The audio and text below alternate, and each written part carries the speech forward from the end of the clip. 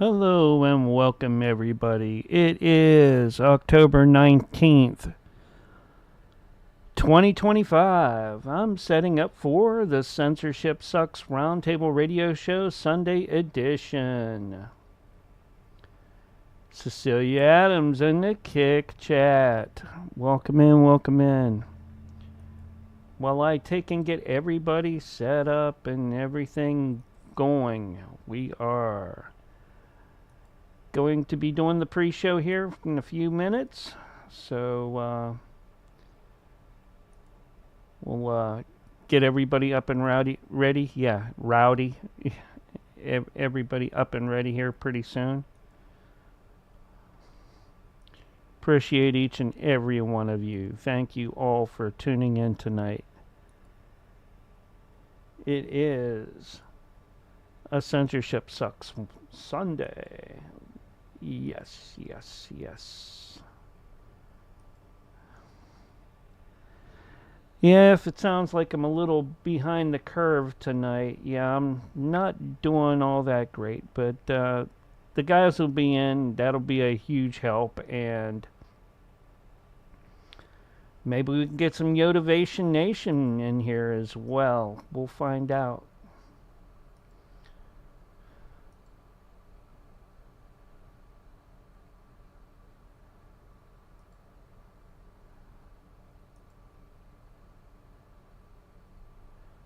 All right. Looks like everything's up and rolling. Yeah.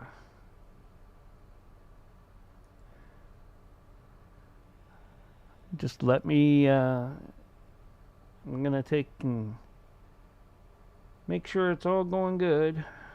Yeah.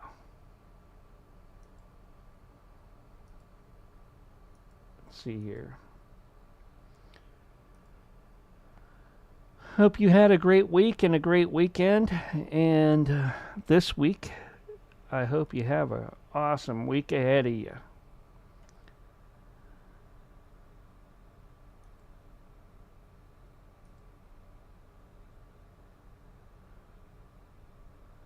Let me get John and the crew up.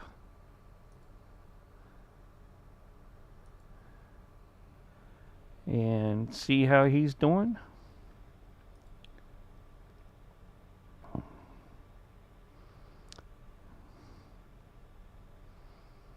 Mm-hmm.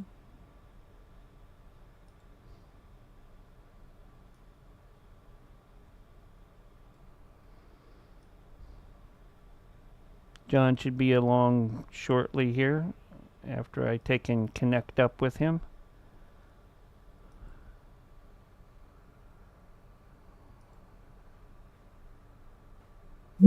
Let's get everybody on the roll.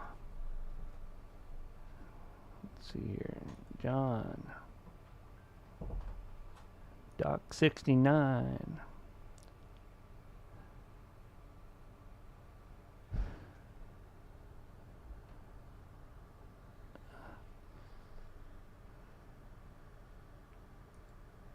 Sure we're all good to go. Where are my teams?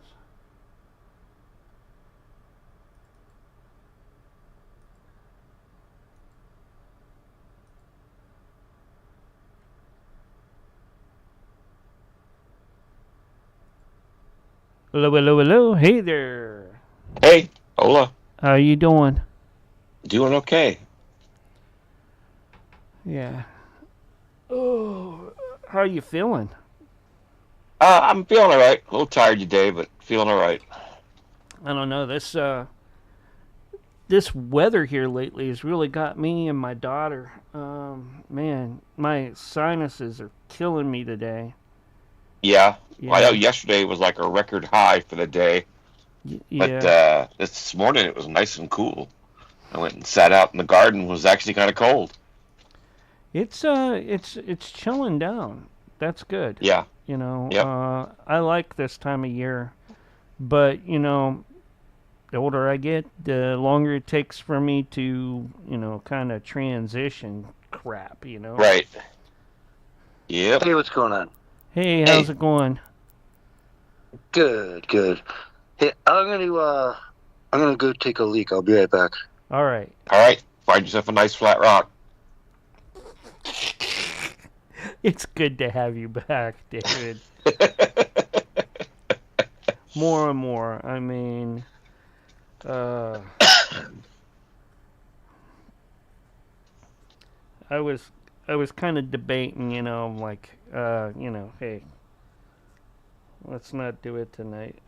Like, but You felt that way on Wednesday too. yeah. But Yep. this time it's not because of just low energy. It's this time it's hey, I'm just not feeling good. Oh, that's not good. Well, it's Are you burning out? I mean allergy shit, you know. Okay. Yeah, those run you down.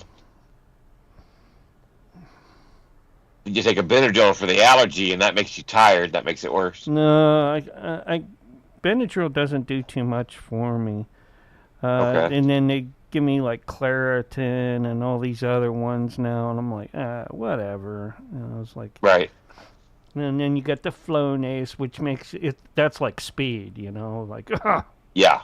Yep. Smells like roses, but hits you like crystal meth. yeah. Yep. And then I don't know. It's just sinus pressure tonight Okay. in my ears, right behind my eyes, right up in like right below my glasses, Right. and right into my eyes. There's supposed to be a body hack. You take both your thumbs and put them like right at the ridge above your eyes, right between where your nose is, Mm-hmm. and you're supposed to push up, and then you're supposed to let go, and then use your tongue to push on your palate.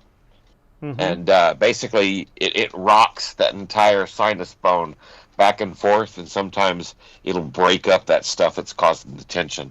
So you got to do it like 10, 15 times. So you push up, and then you use your tongue and shift your palate, and then push up. Just Yeah. yep. Sometimes it works.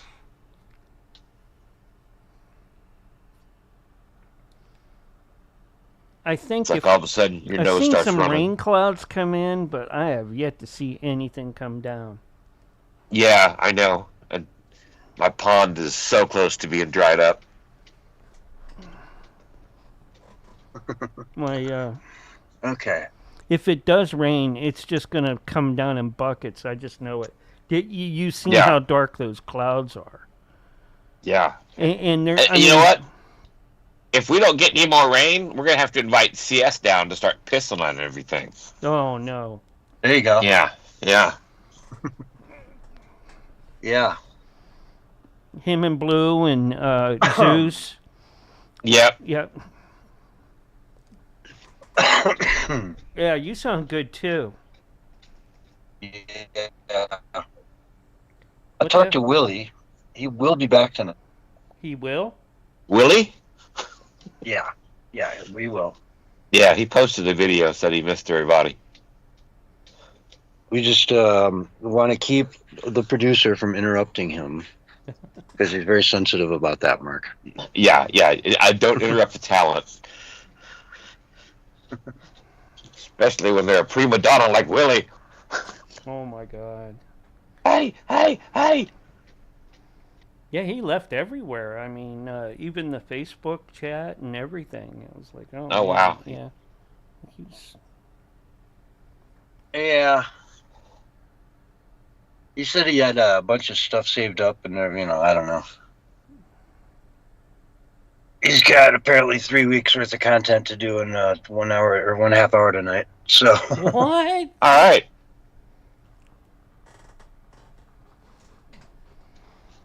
Well, any word from Yo? She touches in with me now and then. She'll write me a big long thing about what's going on. She'll be around. It sounds soon.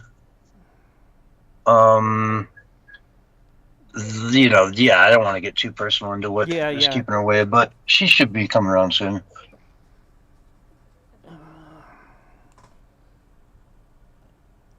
Did you see that little message I wrote you earlier? A little bit of it, yeah. Yeah. So Yeah. if there might be some time, maybe during the week, and that's gonna be affected. I don't know. It may not, but if it does, you got a heads up. All right. hmm I'm not going to say anything more about that. You can let everybody know on the side, uh, in the group. But oh, hey, Hi, guys. hello. Speak of the no. devil. We were just talking about you. Oh yeah. I hope good. Yeah, Tom, Oh, yeah. what are you doing here? I tell you. A reunion. Almost. We just need Josh and Guys? Rizzo. Rizzo. What? Oh, yeah. We just need Josh and Rizzo for the reunion. Oh, I thought you were saying they're coming tonight. I'm like, what? Oh. Yeah, and Oh, then no? you showed up Well, and ruined everything. I have a tendency once in a while. Mm-hmm. We could try to do a Christmas special this year. David, do you think you can do Santa Claus for an hour or two? I'll do that for an hour. Okay. Willie's magic dust. I still have that. Oh yeah. Like, Yep. Didn't you use it to get the alligators to fly? yeah, alligators to fly. Yep. The alligators pulling the sleigh. Yeah, instead of having dwarves and elves, he's got monkeys. Yep. And no reindeer, he's got alligators. No, we got to change that. He's got racing cows now. Well, yeah, now he has racing cows. Racing cows. Monkey jockeys. Yep, but little does he know that I have entered a bull into the race, and I'm pretty sure I'm going to win because in order to pass the cows, I just use the horn. Beep, beep. Well, how's everybody doing? Oh, Yeah. Good. How have you been? You all Good. settled in your new place? No, no. not quite. Nope. We have a bed and a couch, and right now I have my computer on a folding table. We don't have any furniture yet. All right. How many times you watched The Money Pit? Or Funny Farm? Yeah, The Money Pit, because that's all about renovating a house. Yeah. At least watch it during Thanksgiving because the turkey scene is hilarious. He makes that beautiful bath, and then the whole bathtub just falls through the floor. Oh yeah, it's a nightmare. It's a money pit. Yep. It is, yeah. Tom Hanks and trying to remember the lady. I was picturing Steve Martin. Shelley Duvall. Was it Steve Martin? Yeah, it's Steve Martin and Shelley Duvall. Okay, all right. Why was I thinking Tom Hanks? I don't know. I think you're right, though. I was thinking it was Steve Martin. When you said Tom Hanks, I was like, yeah, no, I think it was Tom Hanks, because he's always just like, Wah! He's doing his... All right, hold on. I know. Consult the oracle. And what's her name from Cheers? The bartender from Cheers. Shelley Long. Shelley Tom Long. Hanks. Yeah, we said Duvall. We got the wrong one. Yeah, Tom Hanks, Shelley Long. All right. And the money pit. What was that from? 1986? Yeah, 1986. The Yeah. year I graduated. Oh my gosh. I graduated a couple years after that. I graduated in '86. Unbelievable. Way back. And then I wish I graduated in 86. Who? They acted like I was the class of 86. I didn't hang out with my own class. Right.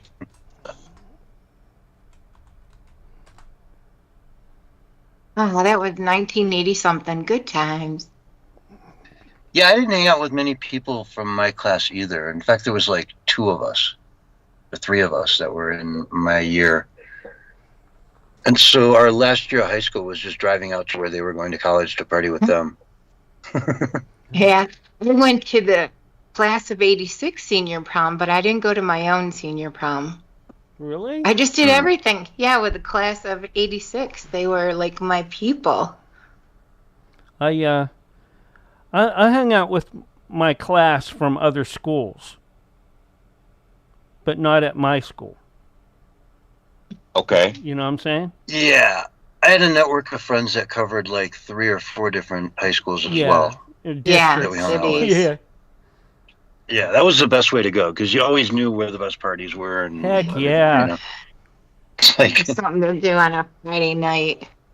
yeah, And it it's was like, always fun driving that Mustang over to the other school. I'm like, ooh, you got a Mustang? Yeah, I got a Mustang. Yep. And people could pitch in change for gas money. Yeah, change. It's like if you had $1, you could almost get like 3 gallons of gas. I Maybe to the next think state. when I graduated, it was still like 72 or 75 cents a gallon. Okay. And that was back when you didn't have to have you had the choice of leaded or unleaded. Uh-huh. None of And this. sometimes you could pump ethyl. Yeah, and sometimes you could put get the super, which was just airplane fuel. Yep. Yeah. Yeah, that was the good stuff. I do remember everybody always wanted pump ethyl. Oh, yeah. Yep. have you seen her? Yep. Did I ever tell you about the time Willie and I went to go get gas? Oh my. Oh no. Yeah. Willie told me there's a special gas station where if you buy gas there, you have the opportunity to win free sex. So we had to go to the other side of town, so we get there or whatever, and he has to remind the guy. He's like, hey, aren't we supposed to get gas for free sex if we get gas? He says, oh yeah, that's right. He goes, pick a number between 1 to 10, and so Willie picked 7, and he says, nope, you didn't win. So I told Willie, I said, Willie, I think this whole free sex thing is a scam, and he said, no, Aunt Mama Lou won twice last week.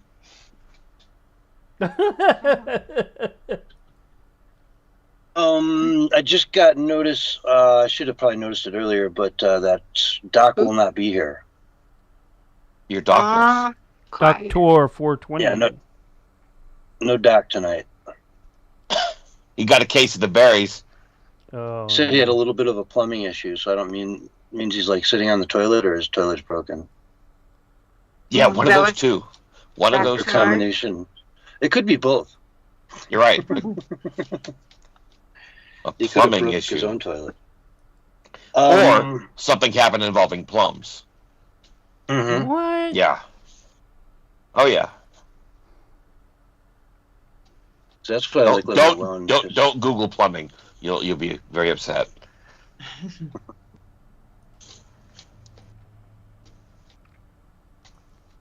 John Bolton indicted. Did we hear the whole show, David? No, I'm not going to hang around for the show. I don't want to risk Come on, man. it. I've been feeling good in spurts, so Yeah, you gotta take it while you can. Yep, gotta save my strength and sanity. But Come in the Hansel second was hour in the with car Willie if the you other can. day. I'll try. Yeah, just a Yeah. half hour, or, even 15 minutes of it. Yeah, if Microsoft Teams wants to work properly. It would be so good to see Hansel. Yeah. Like I said, he was in the car the other day. He was very But chatty. Hansel really never went away because I do it just as well as you do. Oh, you wish. Dream Yeah. on, dream on. Uh-huh. Of course I do. It's every bit as funny too. No, Yeah. it's minus the vocal fry. Look, I can do the vocal fry. No, you say you can, but you never do. But I have, and I do it. No, you do not know how to do this vocal fry. You have to do the proper fry to do the Hansel. I do. Yeah, I do it better than you don't know how to do the Hansel. You do it all wrong. Look, I do it better than you. No, when you do a Hansel, it gives me a headache. Oh, I just get bored when I hear you do it. Oh, I'm sorry that I'm boring you. Where's Aunt Mama Lou? This is boring me.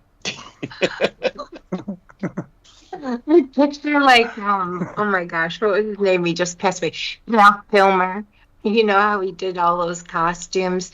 What was that one? Holy shoot, I have the worst memory anymore. The Saint. He was in The Saint. And he dressed up in a bunch of different costumes and had different accents. And you guys sound like you are him right now. So bored with you. Yeah. And, you know, Hans and Franz. Oh, they're here to pump you up. The Yeah. Just here to pump Yeah, you yeah, up. see, you're doing Kyle MacLachlan's Sprockets. Do you want to touch my monkey? That's exactly what you're trying to do, and that's not Hansel. Oh, but it's the same thing. They grew up in the same neighborhood. Yeah, we're in Dusseldorf together.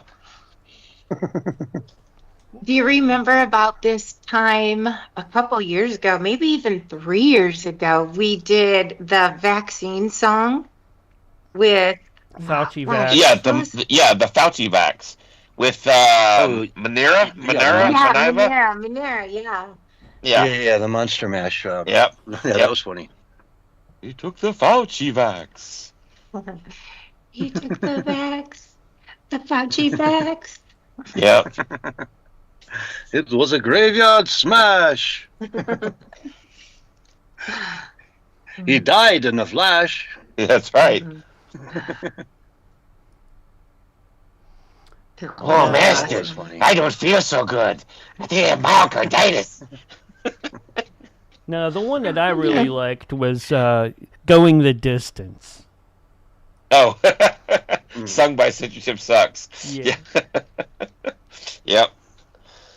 That did turn out really well. It gave me so confidence that if I just wanted to like get down those lyrics like cold, I could actually go to karaoke and nail that. You know? Yeah. Yeah. You don't need musical talent to sing songs that Cake does. You know. That's a song though. Even with the lyrics playing like in front of you in a karaoke, it's still kind of hard to do that song. All right. Because they're just like so quick. Great conspiracy. He's going for speed. Yeah, try Red Hot Chili Peppers' Californication. That one gets going fast. Yep. Yeah.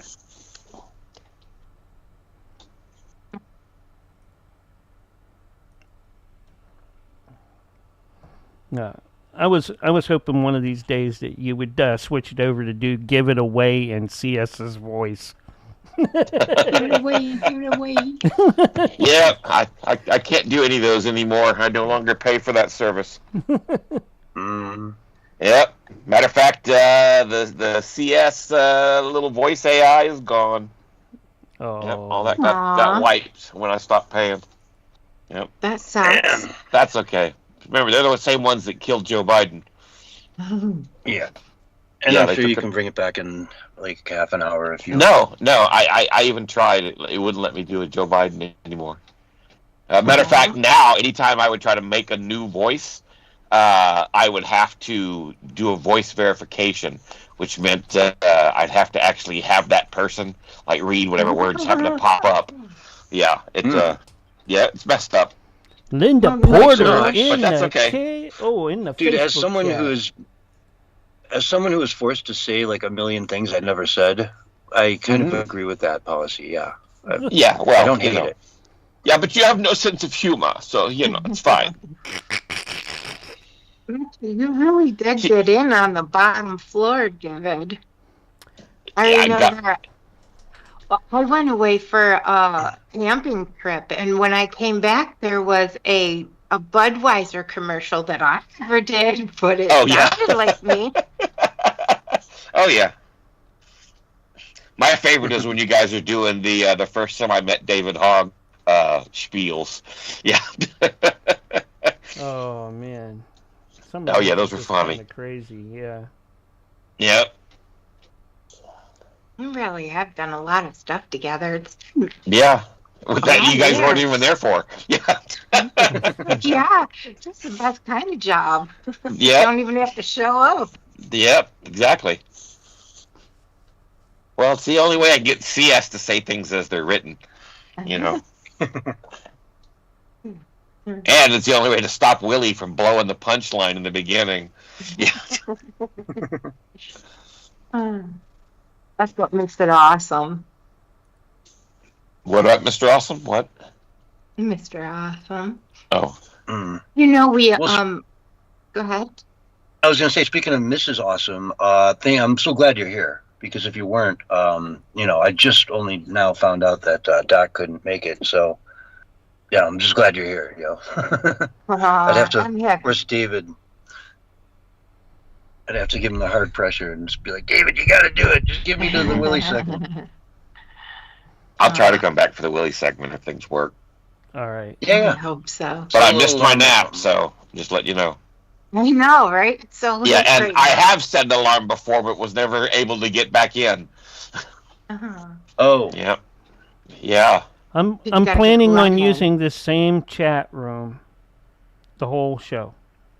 Okay. That's good to know. Yeah. All right. Yeah, so we'll just have to, at a couple pints, hang up and come right back to the same room. Yeah. Right. Yeah. That's what Easy commercial peasy. breaks are for. Yep. You'll bring us stuff on me. Hey, did you guys happen to notice that when you woke up this morning, there weren't any kings? No. Yeah, I did. Yeah. It worked. Yeah. Of course, come to think about it, there weren't any when I went to bed either. So maybe that whole protest thing just didn't really work. Oh my gosh. It is a protest because we don't have any kings. Yeah, exactly. And a king wouldn't allow that to go on, would he? That's exactly right. They'd be having their head on pikes if he was a king. Yep. Mm-hmm. See, now I wish we had a king, darn it. Well, there is hope because I heard Donald Trump say something about, well, maybe they want a king after all. So Yeah. never know. You'd never know. I know that I prefer Donald Trump to the deep state any day. Right. Every day. It wasn't what I expected, those rallies. They really weren't. I mean, I saw some of them had a lot of American flags, and they were singing, patriotic songs. Right. It was a lot of geriatrics. Yeah, a lot of old white people being bussed Yeah. in. Bussed in, exactly. And Well, that's what happens. They pull those buses up out in front of the retirement home, and the sign says bingo, and they all just come loading up on it. Yeah. Or are they paid something? Are they given a really nice lunch afterwards where they, Right. they get like a $40, $50 lunch or something? Yep. So, I mean, because they were out of there. Incentive. Yeah, they that left the at, like, taxpayers 1:00. actually pay for. Yep. Yes, I looked it up here in the Ohio area.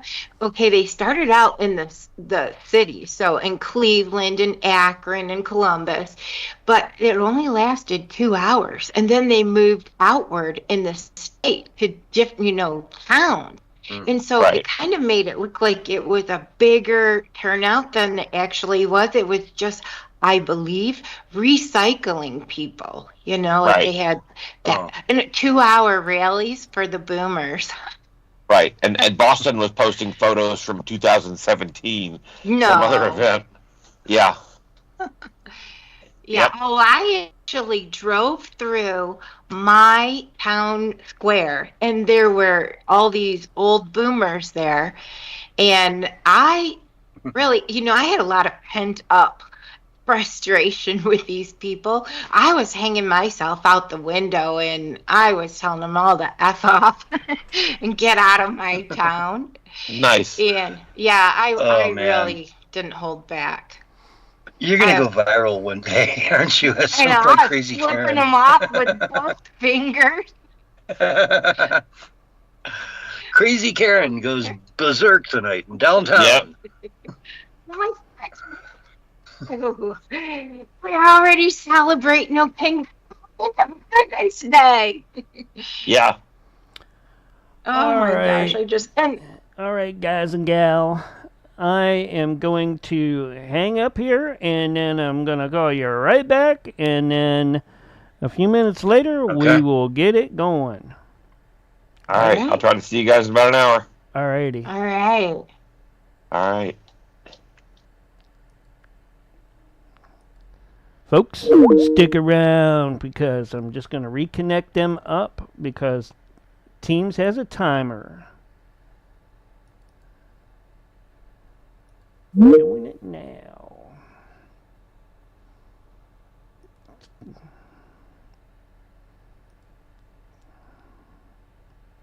Where'd our Yotivation go?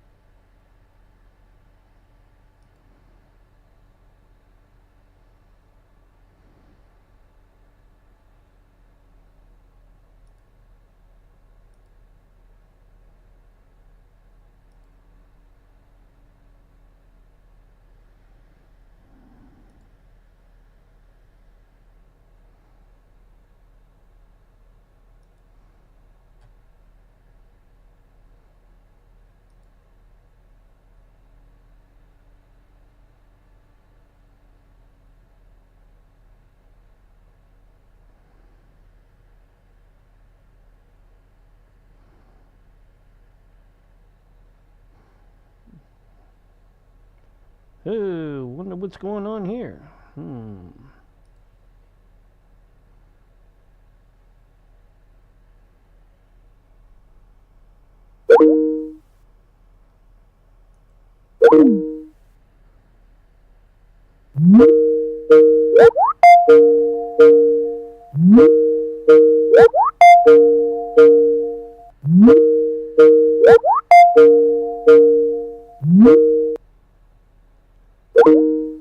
I'm gonna get him back again. Hold on. I don't know what's...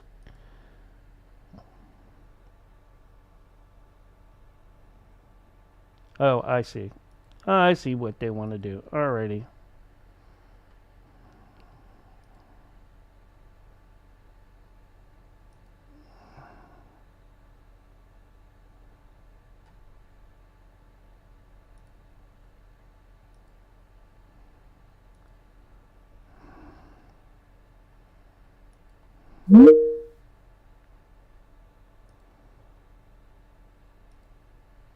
Trying to get everybody back together.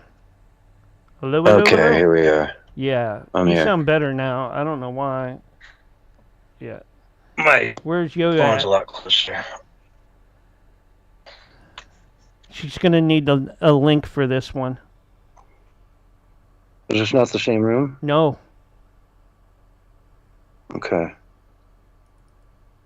Let me go over to Mindy's. All right.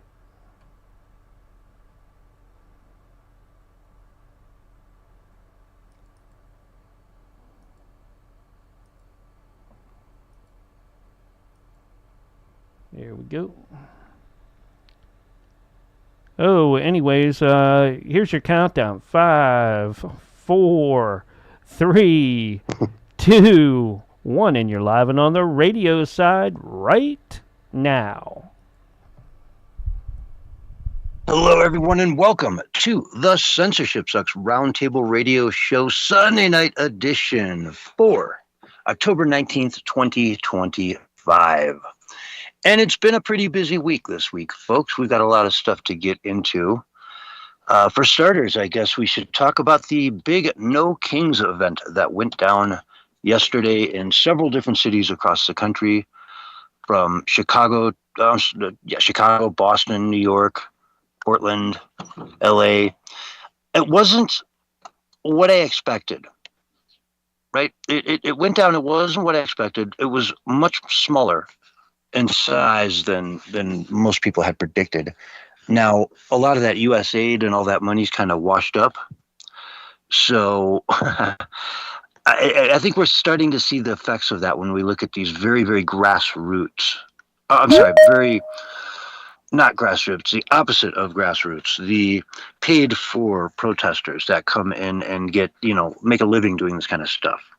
The retirement homes, there were clearly tons and tons of people that were retired in the system yesterday, out getting bussed in, getting bussed back home. The crowds meticulously disappeared at precisely 1 o'clock in Times Square.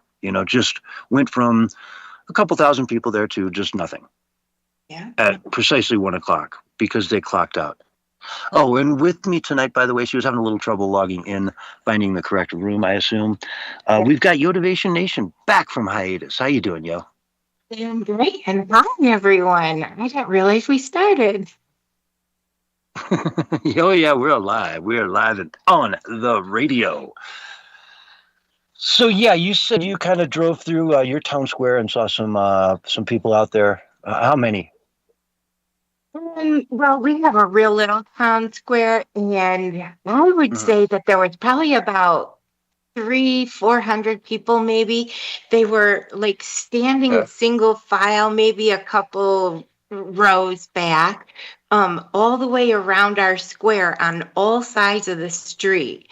And oh my gosh, I am sorry to say I didn't take it very well. I just got frustrated because you don't have to go there. Well, I'm just got frustrated because we don't have kings in America, and I just felt like this was just a huge embarrassment to see all of these people standing out there holding up these signs for made up situations that don't even exist. I don't know. It's very frustrated. Yeah, it was filled with a lot of the same people that just go around and, right-wing troll. They stand at the side next to anybody trying to, stream what's going on there. They discourage anyone from speaking to said streamers because, they're right-wing trolls. Well, all they're going to do is ask you why you're there today. And if you can't answer a question like, why am I out here today? Then you've got a problem.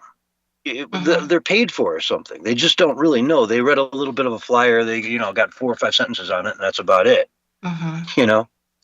Yeah, I don't know. really, I think that is what happened because it seems to me, I looked up the schedule and they started out in the bigger cities and it was only 2-hour rallies. They were only scheduled for 2 hours. So those are boomer hours. And then I think that they went from the big cities and then down further into the states or up further into the states. And that's how they ended up in my little small town. I really wasn't happy about it. So it's like they have all the different cells go into the middle, and then when you return them back to the city or wherever they started from, you do another rally there with the local people. That makes it look like you've got multiple rallies full of different people, but they're really just the same people getting recycled back out for double and triple even coverage of the same event. At least that's what I think happened. I don't have the schedule, I didn't get on the bus and all that, but based on, just my observation, that's what it would seem like to me because there was a rally in Cleveland. It went for 2 hours and then they went to local cities that were nearby and those lasted 2 hours. Then they went to another city and that lasted 2 hours. So those were boomer hours also, because they're a little older. They can't do a whole entire day. So they got to do like 2-hour rallies, take a little break, another 2-hour rally, take a break. And it was unbelievable to me how many of them were boomers. That was surprising. You would think that for like Antifa people that they would have been, much younger. But like you're saying, they were all older and they had to have been incentivized because they haven't been coming out of their houses until this point. What made them get up and go out? And then it was all over. 7 o'clock was the last rally end. So those are boomer hours.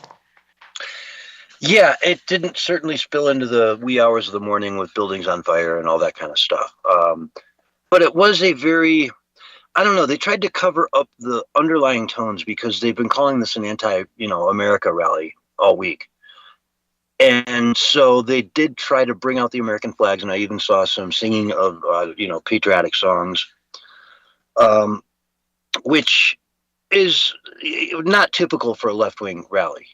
They just don't have American flags at left-wing rallies. No, they just don't. Never. It's almost like you'll get beat up if you bring one, to most that I've seen.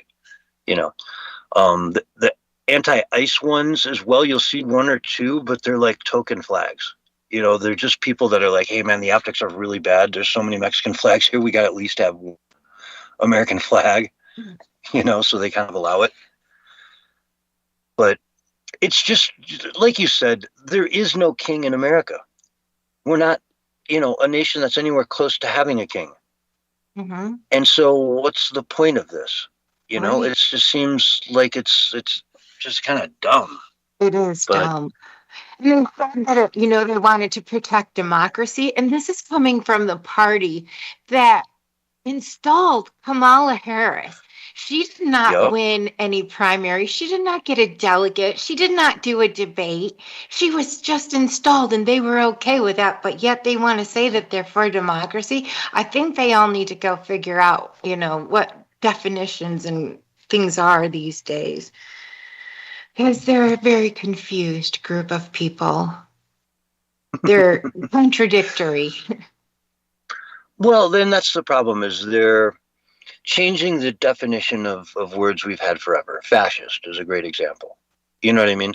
You think of Mussolini. You don't think of any real part of American history. It's just kind of a made-up word to call people you don't like fascists.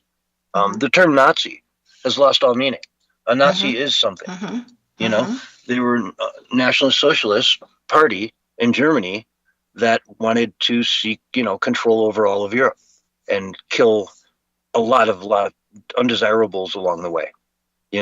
Just mass murder and take over and control Europe. And, it had to be fought. It had to be stopped. And when we really opened up what was going on over there, it was 10 times more horrific than anyone could have imagined. So that's a Nazi. That's a Nazi. Donald Trump is not a Nazi. Never will be, never has been, by any definition, simply not a Nazi. It's the exact opposite. You can't just suddenly take a word that has a real serious definition and meaning to it, like Nazi, and start throwing it around everywhere, because then a real Nazi, you'll never recognize one when they come to power. They'll just say, oh, this guy's a Nazi. Well, no, Mitt Romney was a Nazi, for crying out loud. Yeah, everything loses its value if everything is a Nazi. They did that with the word racist. It all lost its value. It means nothing at the end of the day when everyone is a racist. That's right. Crap. Yeah, and I don't know. I'm just getting very frustrated with these people. Everything that they did yesterday was ridiculous. It was made up. And that's the thing about the left to me. Like they, believe in transgender, which I don't, obviously that there's no such thing. It's another made up definition that the left threw out there and people grabbed onto. And that's how things morph, they just kind of manipulate society. And what they did was they went in and they got our kids, they infiltrated the schools and indoctrinated our children so that they could bring them up with their values. And now that's why we have all these kids who think that they're, cats and dogs and toasters and roller skates or whatever. And now that's on the decline. Can you believe the power of suggestion actually, propelled those numbers higher? And then when you get rid of all that garbage, suddenly, it doesn't exist. And that's because it's all in your mind. It's a thought. It's not reality. And that's what these people are doing when they went out for No King Day. There's no such thing here in America. We don't have a king here. Donald Trump was voted for by most of America, and that's what a president is. But for some reason, they think because he's doing things that are against what they believe, that he's a king and he's, breaking all the rules. I don't know. I'm just getting very frustrated with it. These people are, I'm going to just say it, and people are not going to like it, but I think they're mentally retarded. There you go. I mean, I want to be nicer than that. There are a lot of brainwashed people out there, man. They know so many things that just aren't true. Mm-hmm. And, as Ronald Reagan once said, and it's hard to fight back against that or push back against that when they know that so-and-so is a Nazi. And if you're supporting him, then you're a Nazi too. And that's it. That's the line in the sand. You've crossed it. You support him. You're a Nazi too. I'm allowed to punch a Nazi in the face. Right? We've all seen that famous thing from the Hollywood, was the Oscars or whatever. You got to punch some people in the face. Mm-hmm. We're getting all kinds of things. Let me play a little clip from this dude that was at Chicago No Kings thing yesterday. Now, this guy wasn't on the main stage. He was in, around the edge of the place, but he had a microphone. He had a bunch of people around him, and this is what he says. He started, just when this starts, it's a little hard to hear the first couple words he says there. You got to grab a gun. You got to turn around the guns on this fascist system. Yada, yada, yada. I'll let him say the rest. We got to turn around the guns on this fascist system. These ICE agents got to get shot and wiped out. The state machinery, there's a full display right there, has to get wiped out.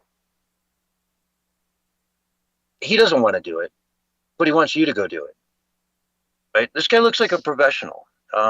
He's sort of got the Richard Gere hair, going on, and button-down shirt and whatnot. He looks like he's got a family and a home and a decent job, and he's out there saying things like this in public, in front of cameras, in the day and age of the internet, and it's going viral because he's nuts. Yeah.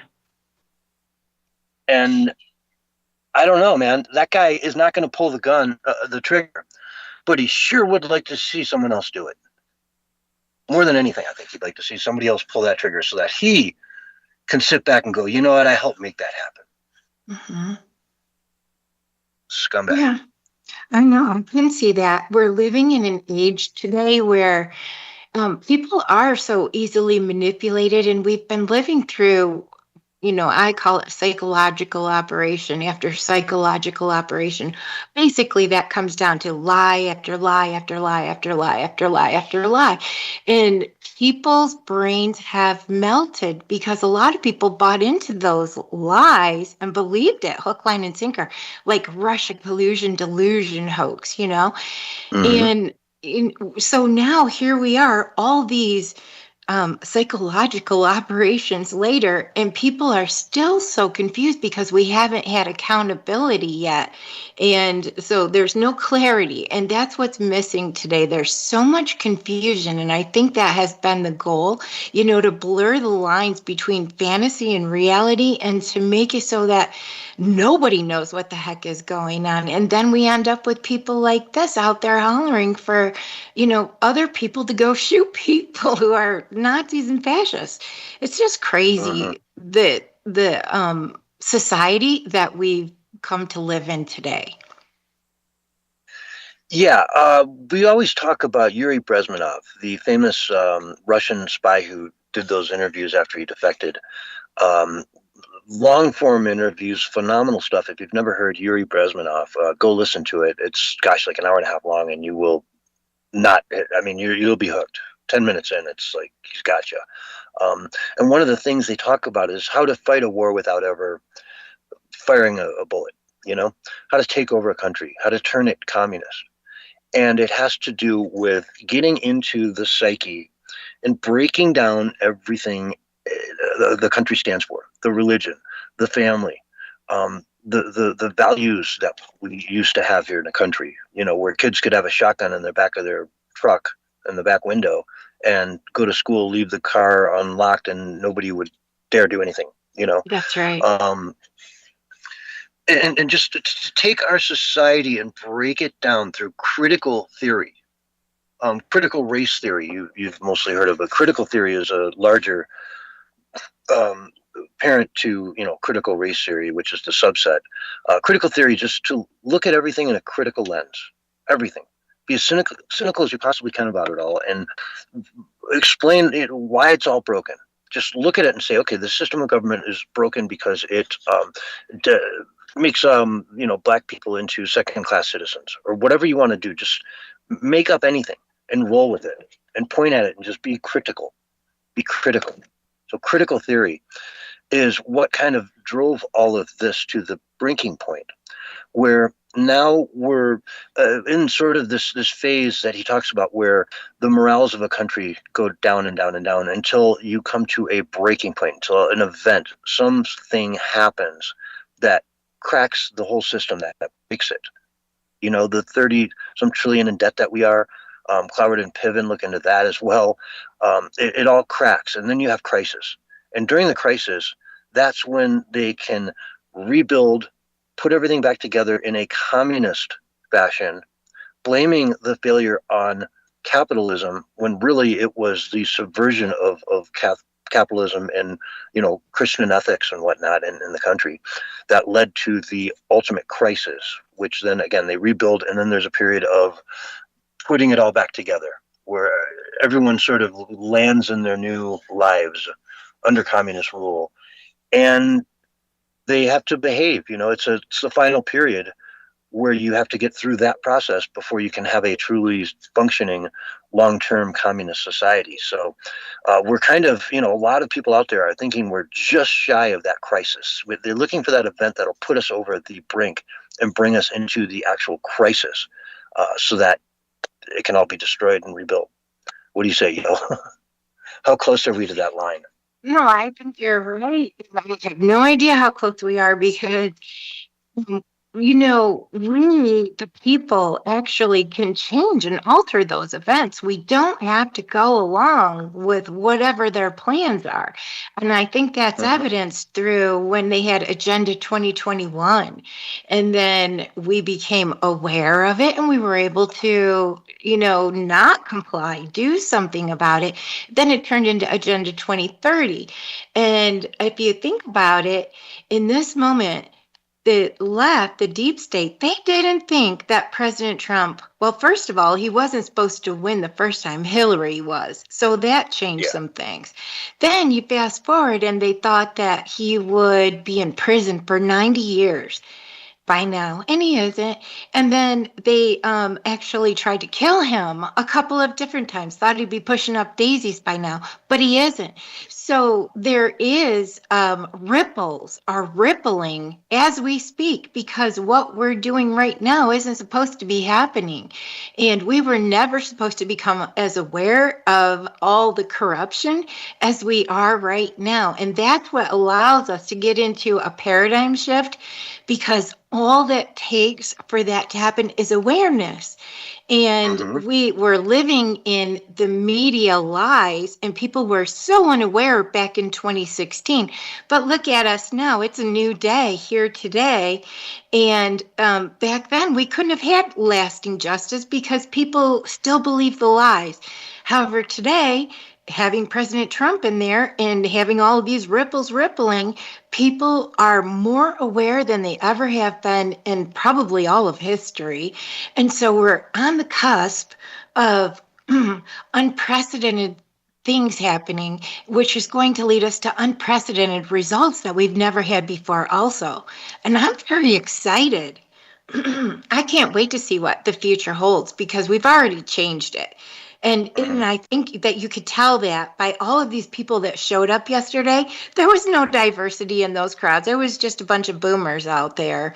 There weren't any youth out there, so I don't know. I think that people are becoming aware through all of the craziness that we've been living through, and it's helping us to shift on out of where they want us to be.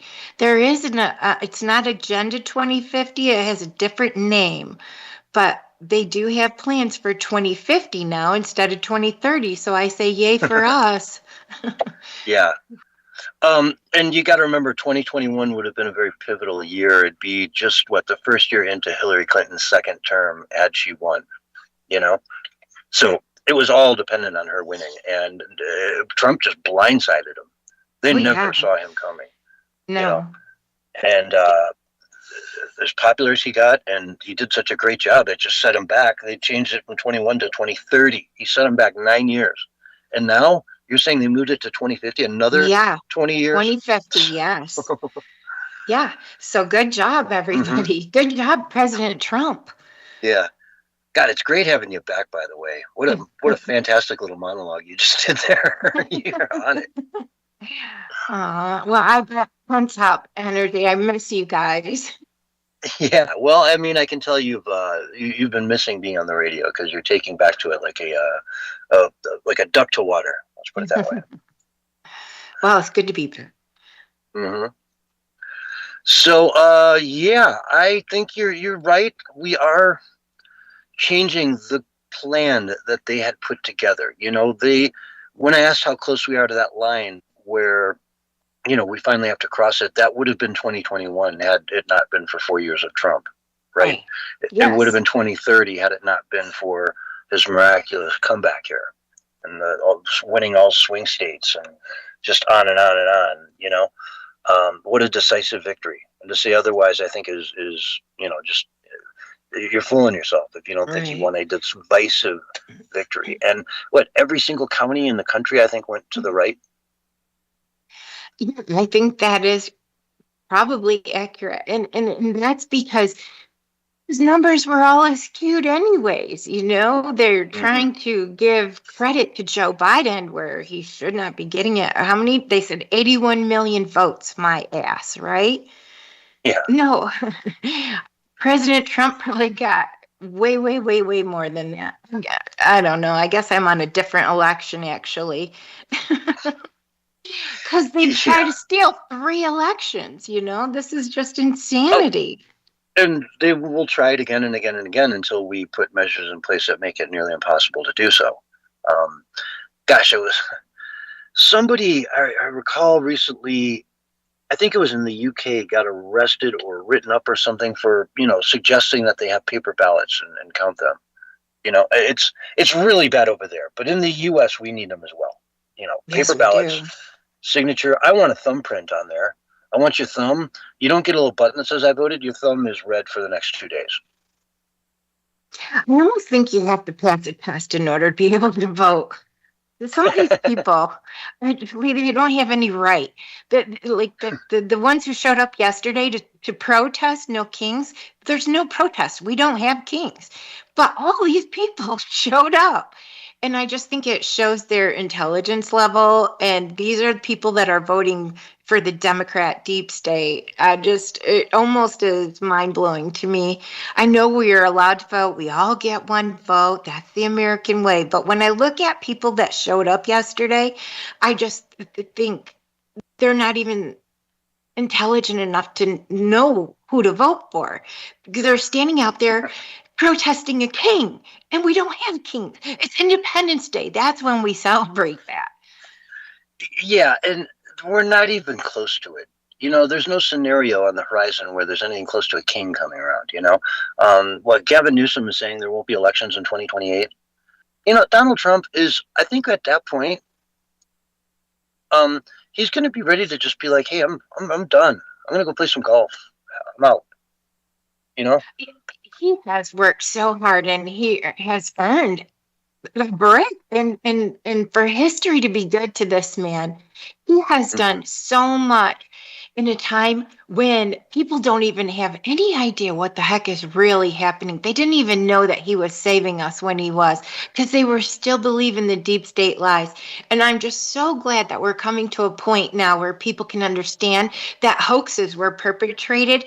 And now we need to get on to the sentencing and charges. These people have got to be held accountable. or it is never going to stop. Just like you said, they're going to try it again and again and again and again. Why should we let them? Let logic take over and let's just put an end to this ridiculousness.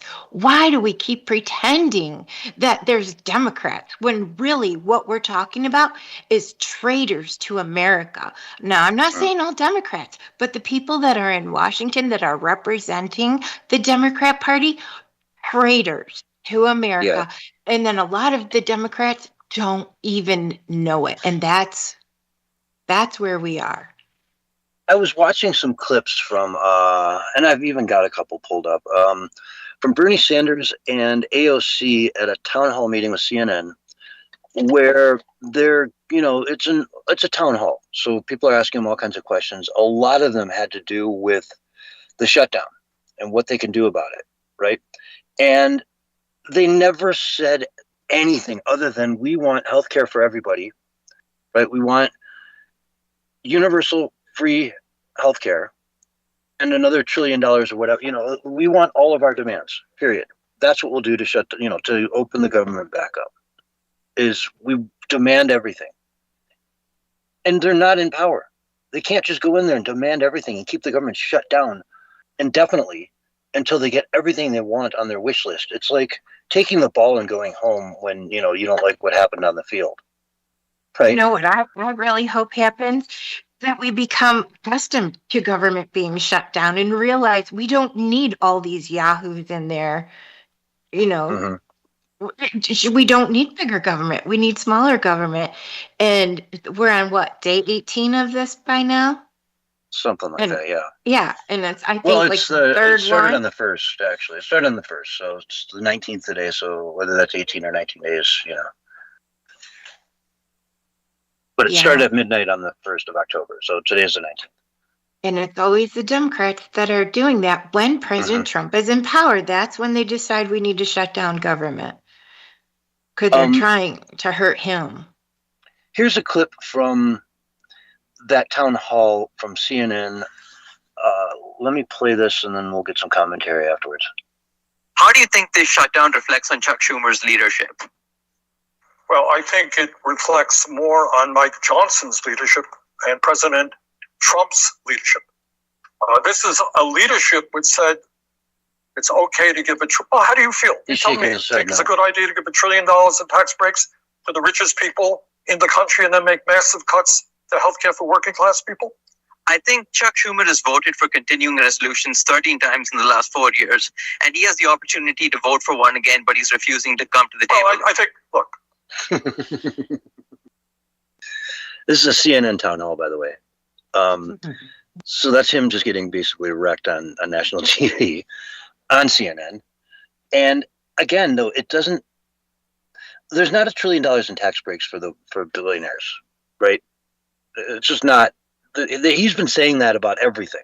Everything is always trillions of dollars in tax breaks for billionaires. For billionaires, nobody else. Just screw the poor, give it all to the rich. Not even close, right? It's just not ever really been the thing that he claims it is every single time and time again. Right. Right. You can tell that by just look at, remember there was a day not that long ago when you worked at McDonald's and you made minimum wage. And then they decided that minimum wage needed to be something like, I don't know, $15 or $17 an hour, something, like a skilled labor wage. And now you fast forward and holy cow, these people are making that kind of money, but now you got to pay so much extra.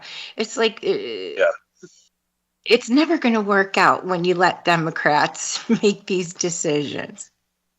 Yeah, honestly, McDonald's has become like going to Applebee's.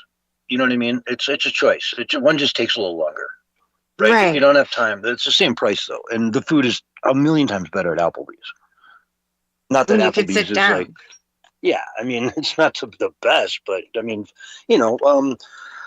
was it Olive Garden? There's so many other places, so many chains out there that you can get, a meal for the same price as a Big Mac combo. It's crazy. Which is crazy. Yeah, it's, I don't know. McDonald's to me was always the place you go to get that, like, I got $2 and I'm just going to, buy me a couple cheeseburgers to hold me over until I get home and I can have dinner, Right.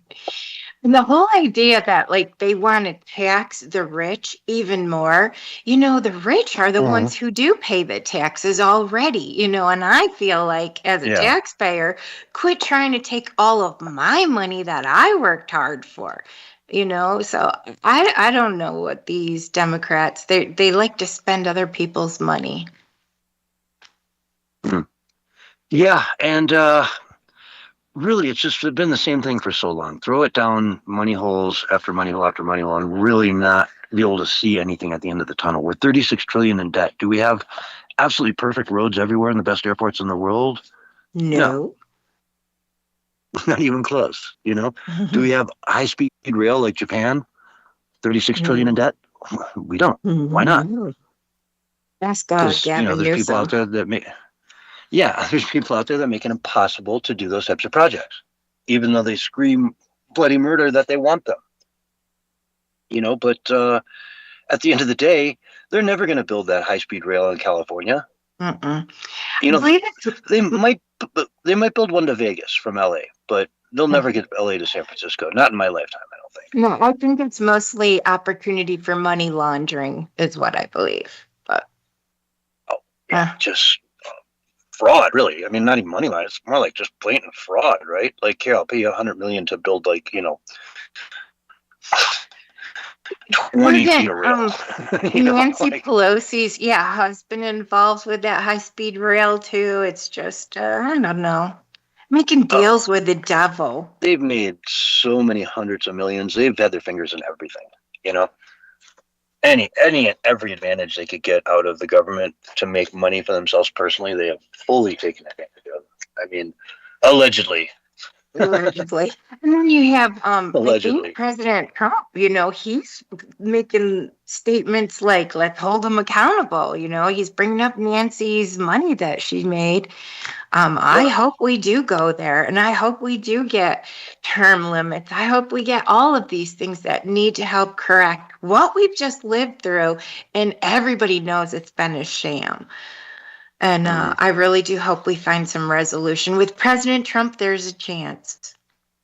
And with Nancy, it's like, it may not even be illegal what she did, but everyone should know what she did. Everyone should know the money they made and the trail and the legislation, and all ties together. Every vote she did had some outcome that assisted her portfolio in one way or another. Sure. Not only that, but what about January 6th? What she did on January 6th? And did you see her? Yep, I'm going to play the clip right now. Hold on. Congresswoman Pelosi, are you at all concerned that the new January 6th committee will find you liable for that day? Are you at all concerned about the new January 6th committee finding you liable for that day? Why did you refuse the National Guard on January 6th? Shut up. I did not refuse the National Guard. The president didn't send it. Why are you coming here with Republican talking points as if you're a serious journalist? The American people want to know. We still have questions. Thank you. And the smile when she turns back to the camera. I'm laughing at. I see that. Yeah, I wish this is radio, so we can't show the video, but it was Nancy's just flat out walking away, refusing to even acknowledge her, and then she just gets it ticked her off, and she put her finger in the reporter's face and said, "Shut up." Yeah. Sometimes it's the smile on the reporter's face, because man, Nancy must be feeling the heat, because the truth is coming out. It has been a while. Adam Schiff, he's starting to get in trouble. That Letitia James is getting in trouble. All these people that have been, manipulating and lying and setting people up are being held accountable. And I think it's only a matter of time before Nancy Pelosi has justice come knocking on her door, and I think she's starting to break. Shut up. Yeah. Nancy was the Speaker of the House. The House has a sergeant of arms who reports directly to her, and so Trump can't send the National Guard into the Capitol. Okay. Chief Stephen Sund said, quote, "Ma'am, it's long past time be honest with the American people, on January 3rd, I requested National Guard assistance, but your Sergeant at Arms denied it under federal law. I was prohibited from calling them in without specific approval. That same day, Carol Corbin, the Pentagon, offered National Guard support, but I was forced to decline because I lacked the legal authority. On January 6th, while the Capitol was under attack, and despite my repeated calls, your Sergeant at Arms again denied my request for over 70 agonizing minutes, running it up the chain for your approval. When I needed assistance, it was denied. Yet when it suited you, you ordered the fencing, top of the cortina, and yada, yada, yada. It's him saying, hey, look, we requested it from your Sergeant of Arms over and over and over, but you never approved it. So, Nancy, you're lying. You're lying. You're ticked off there at that journalist because you're full of it. And America's starting to figure it out, you know? Totally meant to do that. Yeah, about that. They were going to. President Trump was going to send in the National Guard on January 6th, and fast forward all these, years later, and we find out how many FBI were involved in this Fedsurrection. It wasn't an insurrection. It was a Fedsurrection. Nancy Pelosi knew exactly what she was doing. She had a camera crew there that day. She had her daughter there that day. She was documenting everything. She's the one that denied the National Guard. President Trump knew that there was going to be something happening. That's why he offered the National Guard ahead of anything that happened. And then the January 6th Select Committee, or sham committee, they withheld exculpatory evidence. They doctored video. They destroyed evidence. I mean, this is all on the federal government, and yet here we still are people thinking that it was a insurrection when it was a Fedsurrection. And that's why I get so sick and tired of it. So much of this stuff is brought on by the deep state kookaburra, that's what I call them, and it gets brushed off as, just normal everyday stuff. But it's always these people behind the scenes that are what I call problem, reaction, solution. They like to create the problems to solicit the reaction to come in and be the solution. And that's what they're doing with this January 6th. They do it with everything, 9/11, you name it. And I'm tired of playing their games. I just hope that people are becoming aware now, because they can't do it if we won't let them. Yeah. And January 6th is all the left has been talking about for, 5 years now? Yeah. So to pull that rug out from under them and show them the truth about that day and how Nancy's the one that denied the National Guard would be like the ladies at The View would never be able to wrap their mind around this. They would never admit it. They would never. Yeah, they just can't wrap their head around this. Is too big a thing, that they've been so wrong about everything for so long that, maybe when Trump said peacefully march down, he meant peacefully. And, they say he didn't get out on Twitter and whatnot. I remember him that day tweeting something about going home and, you can't do this, just go home. And Twitter and Facebook pulled the plug on his account at that point. They did. They pulled it out of existence. And the so he president of the tried, United States. Yeah, he tried to tell them to go home, but Facebook wouldn't let them. And Twitter wouldn't let him. They banned his account. They blocked his tweet from going out, which I remember seeing that in real time thinking, holy crap, that's just insane. How was this? Man, so much history you live through in real time, and you're sitting there watching it unfold in real time. And then you watch the news media just display it in some completely different way. It's kind of shocking. Shocking. But anyway, Yotivation, we've got to take a break. Folks, this is the Censorship Sucks Roundtable Radio Show. We're going to go on a quick break. We'll be right back after this. All right, we are on radio break. All right. Good job, yo. You're on it. Oh, that's so cool. I asked you how close we were to the red line, and you just boom. You blue-pilled me or green-pilled me or whatever. I'm like, okay. Well, that's me spit out my black pill and take a blue one. Yeah, this is just, I don't know. I'm so We're living in cuckoo town, and they're making people crazy on purpose. I just can't wait until the truth comes out, because then everybody can kind of like connect things. It all starts to make sense. But when we're living in such a state of confusion, which is where they want us to be and where a lot of people are, it's so much easier to manipulate people when they have no idea what's going on. That's why President Trump's out there, man. He is just like a beacon. He is just, I'm so glad he's in there for the third time. Yeah. Well, it'd be a different world today, that's for sure. Oh, yeah. We would be in jail or dead. I would never be able to say the things I say. We probably wouldn't be on air. Oh, yeah. Well, It's like, I think, man. I would only have one show left. Debbie Perkins. It's the most sane show you have. We'll be getting Debbie back here pretty soon. Hopefully, she can take care of her things, and while I take care of my stuff, once that's done, then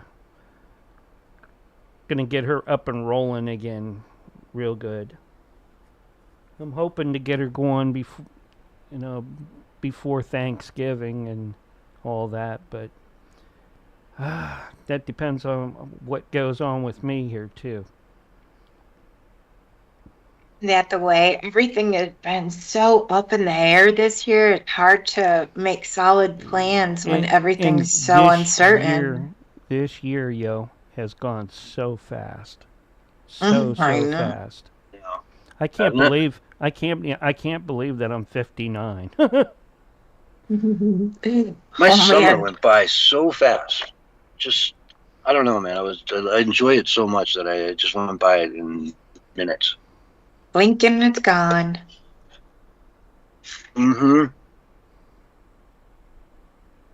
Yeah. I've been away for so long from you guys. I've been missing you. It's been since April. Thank you for all the people that have filled in and, tried to help pick up the slack because I wasn't here. And I'm not a guarantee that I'm back just yet, but I am much more stable than I have been all year long. You just need all you need. Now that you're stable, you just need a table. That's what I was going to say. Furniture. I'm going to be good. I'm almost you can't there. be stable if you don't have a table. Yeah, I do need a table. Are you still living out of the RV? No, thank goodness. That's what I mean. I'm upgraded now. I'm in a house, and actually, Don't tell me a mouse pooped in it, so you sold it. Oh no! No, I still have the RV. But we are signing papers on Thursday for our old house to be sold. We've already bought the new house. We're still waiting to see what the furniture situation is going to be because they want to buy our furniture. So that's why I don't have furniture here. But after Thursday, I'll know which way. I'll either buy furniture or I'll get my old stuff. Yeah. Oh, darn it. Coming up on our countdown. And here it is. Okay, 5, we got some hopefully fun stories here, yo. 3, 2, 1, and you're live and on Radio Side right now. Hello, everyone, and welcome back to the Censorship Sucks Roundtable Radio Show. It is Sunday night, and we've got with us tonight Yotivation Nation. What's going on, yo? Oh my gosh, it is so good to be back. I've missed you guys. Thanks for letting me. Appreciate it. All right, so let's start out with a couple interesting stories here. I am not a big baseball fan. I was when I was a kid, but I haven't watched it for years. What about you, yo? Do you watch it at all? How are you following it? Used to love baseball like you, but once I started taking a knee and all that crap, with sports, then I just kind of... The Dodgers have someone by the name of Ohtani. If I'm not mistaken, I hope I get his name right here. Shohei Ohtani. In his first inning, he struck out all three players, and then went up to the plate in the first inning and hit a home run. Okay, that's never been done by a pitcher. This guy is getting compared to like Babe Ruth and some of the best players in the world. He hit 3 home runs and pitched like a phenomenal game, only giving up 1 run or one point. I don't know what to call it. Where they cross 1 run. Yeah, it's a run. Yeah, well, a run is when they get on base, right? No, a run is when they come in across the home plate. Oh, okay. Are you talking about he got a base hit? Well, no, I mean, it was 5-1 is what I'm saying at the end of the game. And he hit 3 of the home runs and, only allowed 1 run against him. I guess we'll put it that way. Yeah, again, I've never done sports commentary. I'm not, I haven't watched baseball since I was a kid. So bear with me, folks. But this is a really, really amazing thing. I think he was paid something like $100 million. I remember covering his, contract when they signed it, and it was like mind-boggling. Like the guy's going to make nearly $1 billion in his, for so many years of his career. He's Japanese, and apparently you can't go down the street of Tokyo without seeing his face, 5 stories high, plastered on a wall somewhere. Wow. So this. It sounds really great. I can't help but wonder how much people are altered today in sports, with all of the modifications that we have. So to compare him to Babe Ruth, but Babe Ruth actually had to bust his butt, and he didn't have steroids or I don't know, whatever else they have today. So just him. But I wonder how much is talent and how much is... Exactly. I don't want to throw any steroid allegations at the guy. He seems like a very wholesome dude who's just, I'm not saying that dude's on steroids, talented. But they have all of these things today that enhance players. He's on a strict sushi and seaweed diet with meat, miso soup. Fukushima. Ramen. It's just an incredible thing, and congratulations to the Dodgers. And whether or not you go on to win or not, I'm sure this guy's going to go on to just blow everybody's head off with the incredible performances that he gives through this World Series. So it's a thing. I thought I'd cover it because it's kind of cool that somebody in our time is putting up performances and numbers that are comparable to some of the best players in the entire history of baseball. So it's like, if you got a kid and you want to say, hey, we were alive to see when, that dude, hit 5 home runs in 1 game and won the World Series. There you go. Everyone needs to get back to wholesome like that.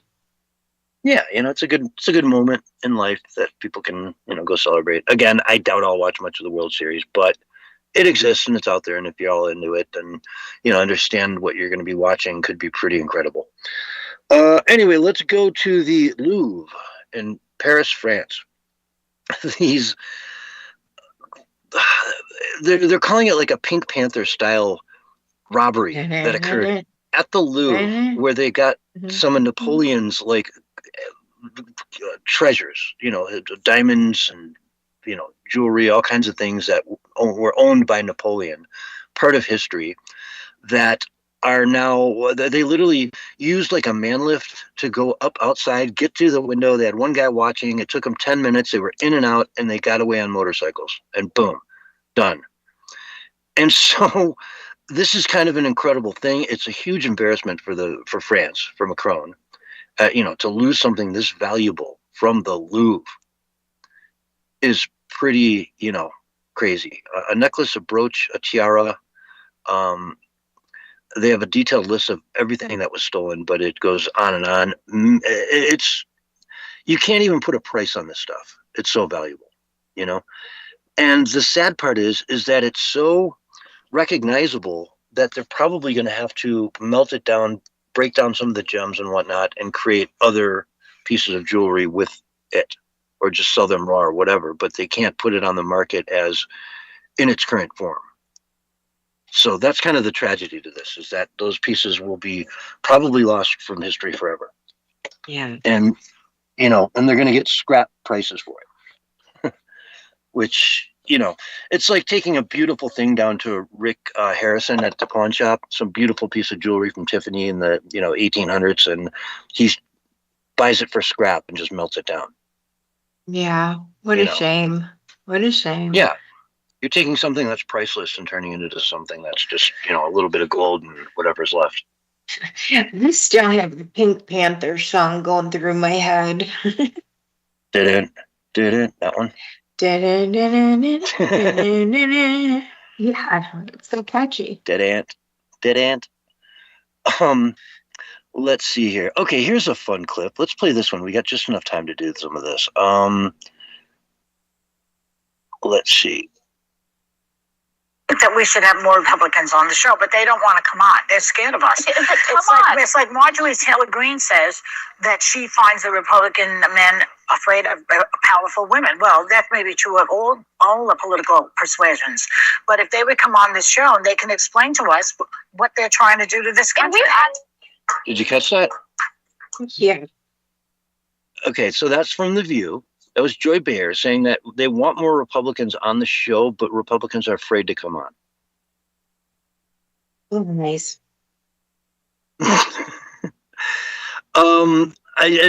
We've got so many people in the threads that are like, hey, we tried to come on. Buck Sexton, Hannity's like, I'll do it.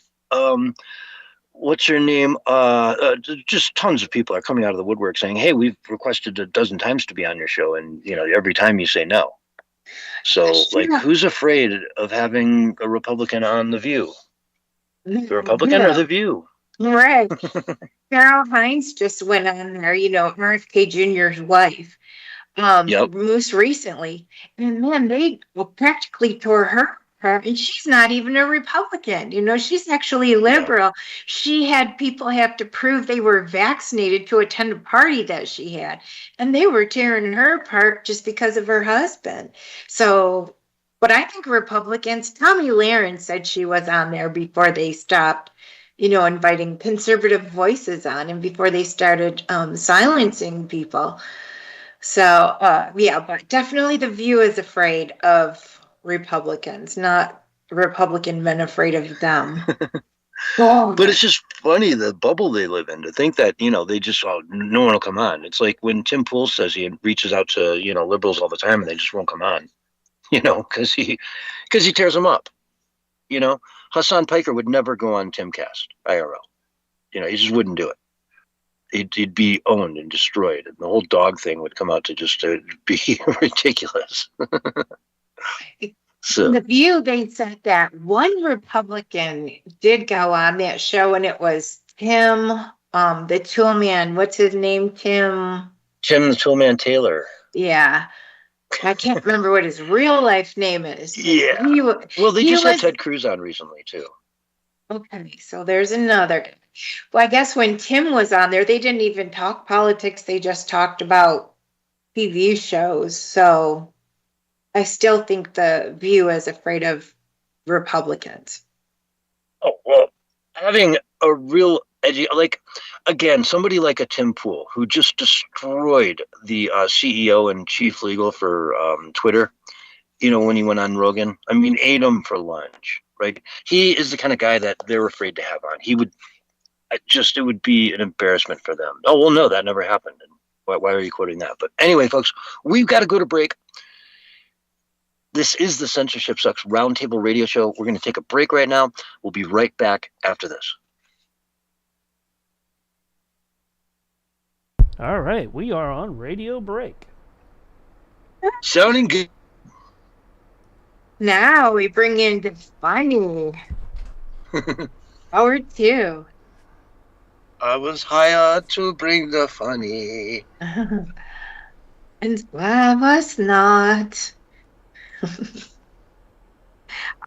You guys are so good with the improvisational stuff. I'm a struggle. I don't have that sense of humor like instantly that you guys they pull right out of your hat. I need to. Yeah, well, it's something I was kind of born with, and Yeah. it's always been funny. Concept in like just a couple of minutes to like get an idea, and then I can go with it. But you guys, Hey, next time take like a third or a quarter of a hit of acid.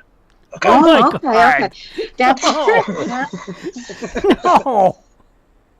That's what Willie and I do. It works. No. and I'm really what? I don't even want to know about the shrooms that you guys do with Bigfoot and Dogman while you're out there in the middle of nowhere. All right, now Mark, remember, no interrupting Willie whatsoever. Oh my God, I don't even think he's coming. I don't know. No, he's coming, but if you could ruin it. This could be his last thing if we don't, let him do his thing. No, really. You can interrupt him all you want, Yotivation. Yeah. He's going to be so distracted by her. I can't And I might need to give him the link, too, so... Yeah, because... Are we just going to be in the same room again? I'm going to try to get us back in the same room again. CS Sunday 1. Yeah. Thank you.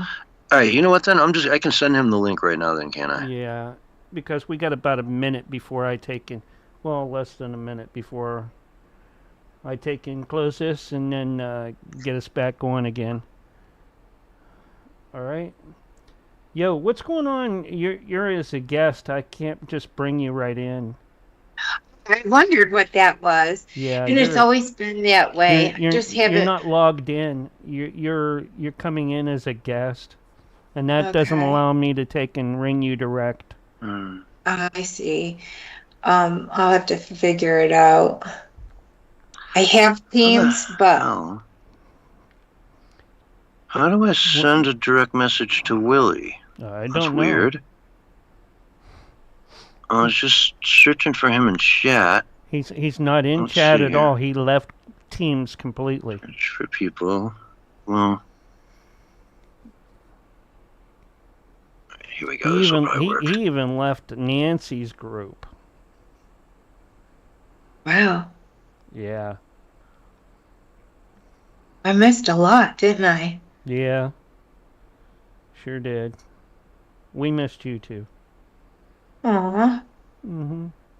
Anyways, I'm going to take and hang up, and then I'm going to call us right back right here. All right? Okay. Okay. All right. Hold on. All right. Doing a little transition, trying to get everybody back and rolling again. Let's give this a minute or a couple seconds, and then I will call them back and get the hour 2 of the Censorship Sucks Roundtable Radio Show up and rolling. Let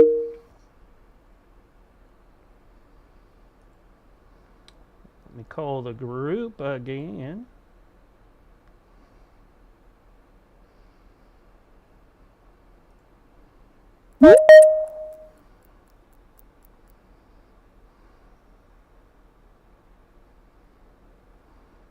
Okay, cool. All right. And there's Yo. Waiting in the lobby. You got her? Okay, cool.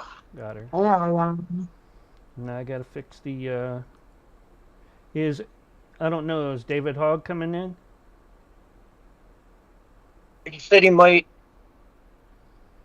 Okay, hold on. Let me fix the OBS.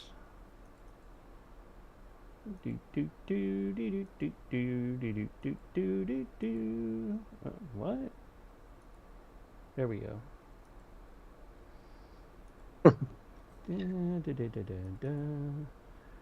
And let's I'll try calling Mr. Hogg.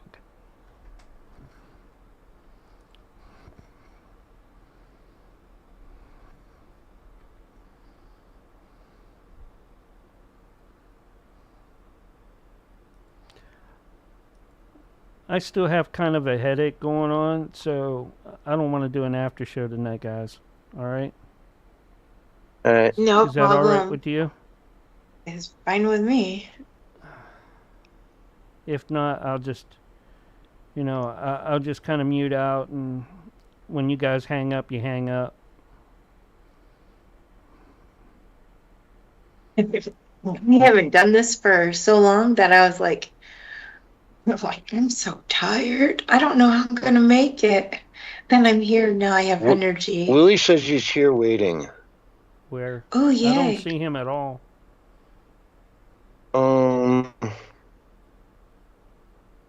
Yeah, I don't see Willie. Oh no, is he in the room? No. I see Willie Lee in our room right here. Well, hold on. Yeah, he's in here. I don't see him. Oh shit, he just left.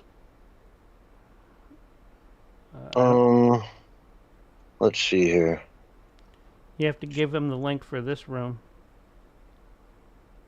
I did. Let's see. Add people. We got about 3 minutes. Willie, David. Check. Getting the band back together. Yeah, get the band let's back see together. here. Okay. That's David Hogg. Maybe it's just showing him because he's ringing him. Are you ringing him? I'm not ringing him. Okay. Yeah, it says connecting. Where? Shit. How did he just send? Okay, so he sent me a message here. Okay, let me do this.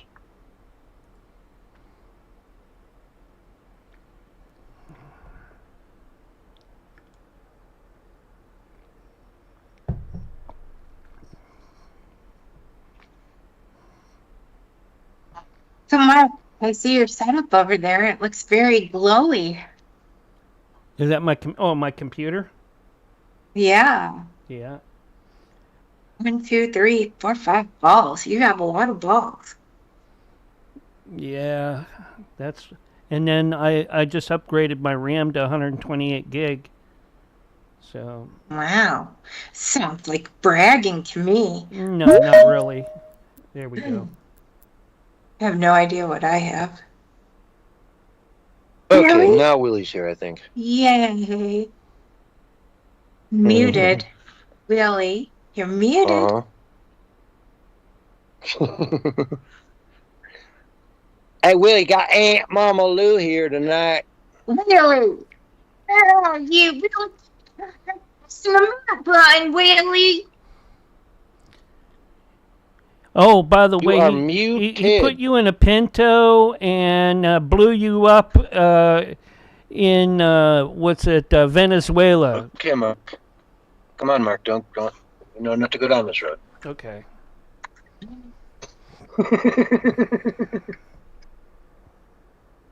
Willie ain't gonna unmute. Willie, wait, can you hear us? Hey, hey, doggone, man. Y'all can hear me now. Hey, Aunt Mama Lou. You. Hey, where you at? Hey, I thought you done got blowed up. Doggone. Hey, last I heard, you were running some cockroach milk out of Venezuela, man. Hey, and they shot up your boat. What happened? They thought it was cocaine. But you know what? There's so much cursing on me. And remember that time that so good and I was swimming with a shark? 30 seconds. Yeah. And here's your countdown. 5, 4, 3, 2, 1. And you're live and on the radio side right now. Hello, everyone, and welcome to hour 2 of the Censorship Sucks Roundtable Radio Show. What a special night tonight. We've got the band back together, folks. We've got Willie and Aunt Mama Lou together again. They're back, and Willie's just profusely been apologizing to Aunt Mama Lou about all the horrible things he said about her behind her back in her absence. So you want to continue with that, Willie? You want to keep apologizing on the air, or you want to just move on to something else? Yeah, no, hey, first off, I want to say hello to you folks, man. Hey, Mr. Mark, the producer, hello, and Mr. John, hello, and Mr. Mrs. Yotivation Nation, hello. I miss me some Yotivation Nation. I die, man, I'm telling you. Hey, look ahead, though. Hey, hey, I need to talk to Aunt Mama Lou. Hey, they all kind of stuff going on, man. Hey, y'all get Aunt Mama Lou on the phone. Hey, look at him. Hey, cause I heard Aunt Mama Lou, she didn't get, no, hey, she didn't get shot up, or she got shot up, but I ain't seen her. I need to find out what happened to Aunt Mama Lou.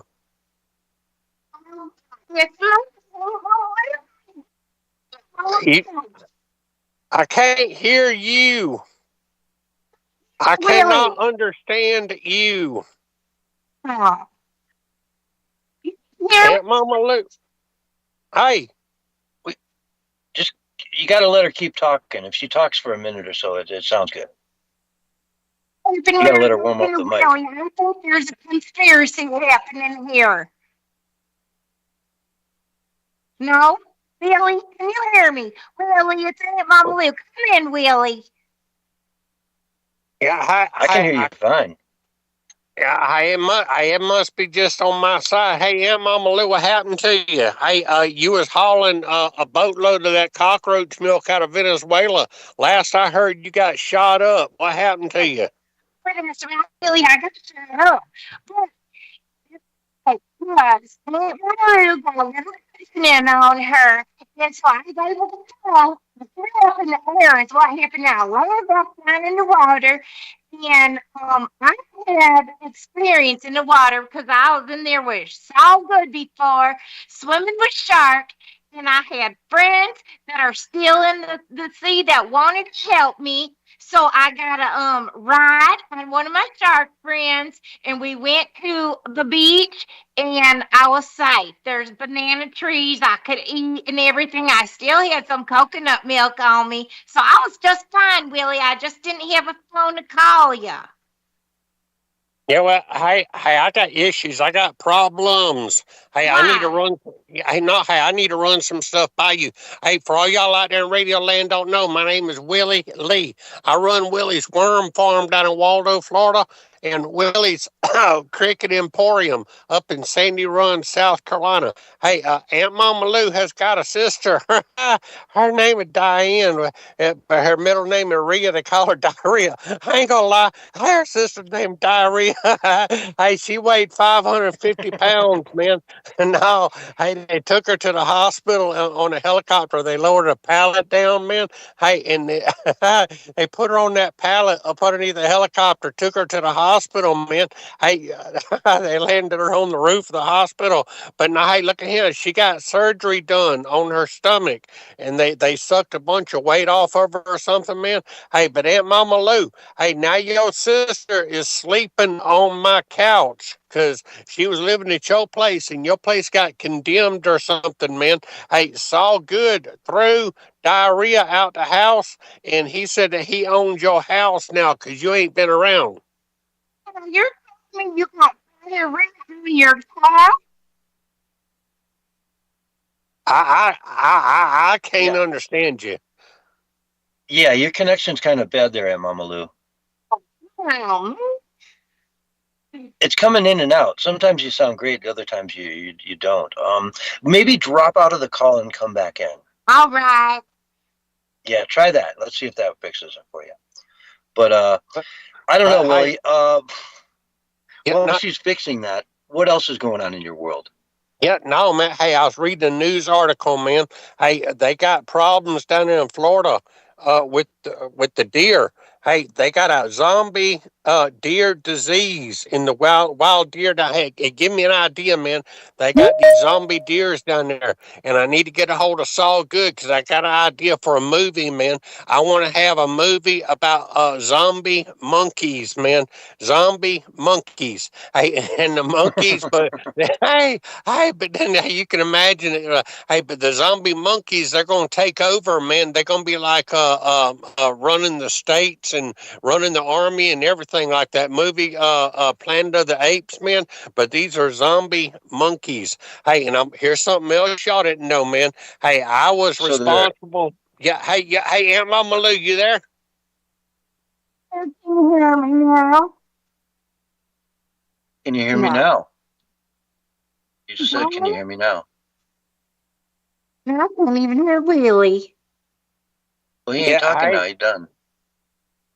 No, hey, you need to get a hold of your sister, man, and get her back over there at your house, man, because she eating up all my beanie weenies and all my sardines and all my worm hot dogs, man. Hey, I come up with another idea, too, about June bugs. Hey, we're going to start incorporating June bugs into our hot dogs. Hey, they're going to be a little bit crunchy. It's going to be called crunchy worm hot dogs, but it's going to have, that girl, Greta disgusting. No, hey, that is the worst marketing I've ever heard. Crunchy worm hot dogs. Yeah, man. Hey, and Greta Thunberg, she is endorsing my product, man. Hey, she's wanting everybody to eat the bugs, man. I'm telling you. Hey, look at him. Hey, they had a No Kings Day, and I am all about no kings, man. We ought not have no kings. Hey, and even Donald Trump, he come out with a video acting like he was a king or something, man. He was trolling. Everybody's seen them videos of him acting like a king, like he thinks he's a king, but he really don't, man. Hey, I got a letter from Donald Trump. Well, it ain't a letter, it's an email. What do you call it? Email. It comes on your computer, man. Hey, he sent me a certificate. It said, hey, I'm going to read it to you, man. Hey, because of my participation in No King's Day, man. Hey, because I organized protests and stuff, man. We had people out there on the streets, man. And you did? We was holding over the up weekend. signs. Over this weekend, you organized protests. That's right, man.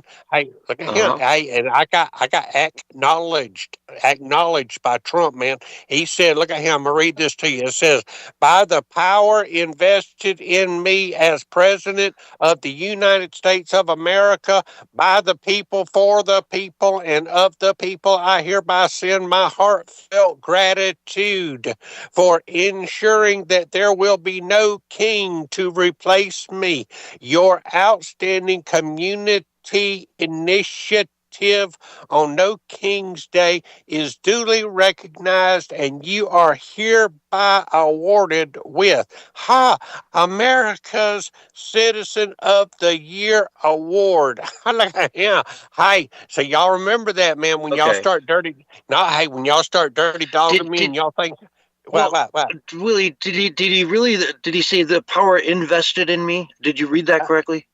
Hey, that's what it says, man. By the power invested. Yeah. It says invested in me. I don't think Donald Trump wrote that. It doesn't sound like his tone, and he would say power vested in me, not invested in me. Vested? I don't invested. I'm calling shenanigans, Willie. I don't think you got a letter from the president. I don't think it's real.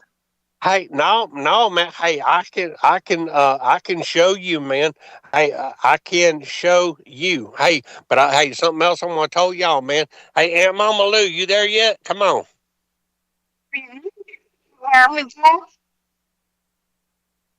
Oh boy. You sound like you're in a hole. I miss you, Aunt Mama Lou. No.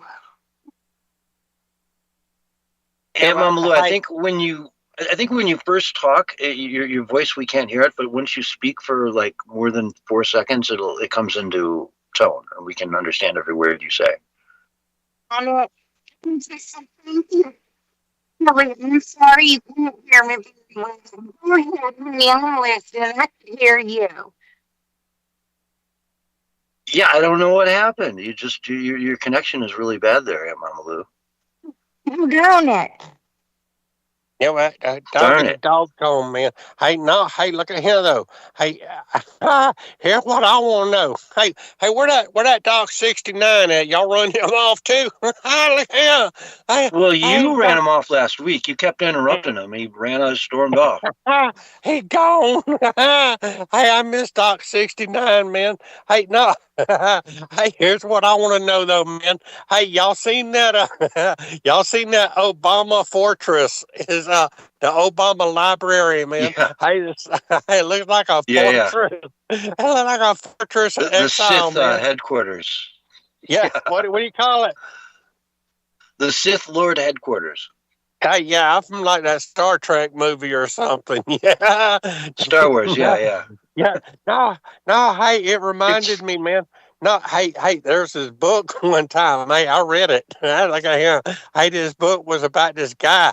His name was Henry Charrier, and it was about his exile and freedom and all this stuff. And he escaped a prison in French Guiana, and then they wrote a book about him, and they made a movie about him called Papillon. Papillon, man. Hey, that's French for butterfly. That's how you say butterfly in French is papillon, man. Hey, but they sent him to a fortress. That thing remind me of? It's gonna be Obama's prison. He building his own prison. That's what that thing looks like, man. It's an eyesore, man. Yeah, I'm telling you, man. It looks like a prison. Yeah, it really does. There's no windows and. Yeah. Hey, I'm looking at it, man. It got some like little old thin, look like prison windows or something. Maybe it got 2 windows on one side, and I don't know if it's got any windows after that, man. Hey, but that's what it look like. Look like he's gonna go in exile. That's gonna be his new home. Crack me up. No, hey, hey, and then Donald Trump is trying to build a little Arch de Triomphe. Oh yeah, Arch de Trump. Yeah, which is. I saw that too, man. Hey, is he serious? Hey, this is what I want to know. Is he serious? He gonna call it the Ark of Him, the Ark of Trump? Well, Triumph. Yeah, no, he wants the Ark of Triumph. It'll be, a copy of the Arch de Triomphe in Paris, but what, Miami or whatever. Yeah, no. Is he gonna call it the Ark of Triumph? Yeah, but everyone will just call it the Ark of Trump. Oh man! I didn't know if he was serious or not, though, man. Hey, look at him. Hey, Aunt Mama Lou got a sister. Hey, and she looks good too, man. Hey, I'm thinking about dating one of Aunt Mama Lou's sisters. Hey, she got 23 sisters. Hey, she got this one sister, man. Hey, she pretty, man. Oh, I'm telling you. Hey, she pretty. She ain't quite as pretty as, but she almost as pretty as Sidney Powell. And she almost Greta Thunberg. Hey, Greta Thunberg act like she want to go out on a date or something too, but she said something about her brother Hansel told her to stay away from me or something or another. And now Greta Thunberg, she done went over there to Israel, and then they took her prisoner, and she says she got tortured and all this other kind of stuff, man. She said they made fun of her hair and it made her sad.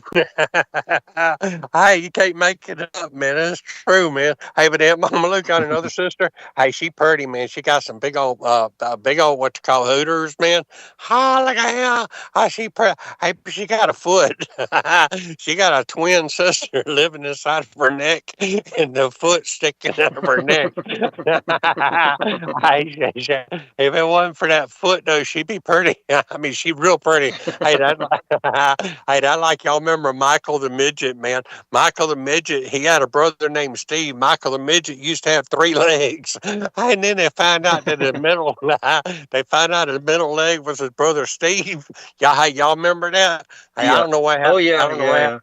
Yeah, I don't know what happened to Michael the Midget, man. Hey, you done run him off the show, Willie. No, hey, I heard Michael the Midget, he went and joined the Nazi party, man. That makes him a little racist. No. That's funny. He's a little racist. No, that's not funny. He did not do that. Michael the Midget was a good guy. He was out there looking after your Bitcoin mine in Colorado. Yeah, well, hey, last I heard from him. Hey, and I ain't even gonna lie, man. Hey, it's all good. He done got all my money, man. Hey, we need to do something about that. It's all good. Hey, but I'm gonna tell y'all something else too, man. Hey, there is a certain website or a certain platform y'all can go to. I ain't gonna mention the name of it, man. Hey, but there's a person called Lady Red on there, and Lady Red is selling soap. Hey, and she makes good soap. And what I done is I done got it with Lady Red, and I done introduced some possum oil soap, man. Hey, you can get possum oil Possum oil. yeah. Yeah, a Soap. possum oil soap, man.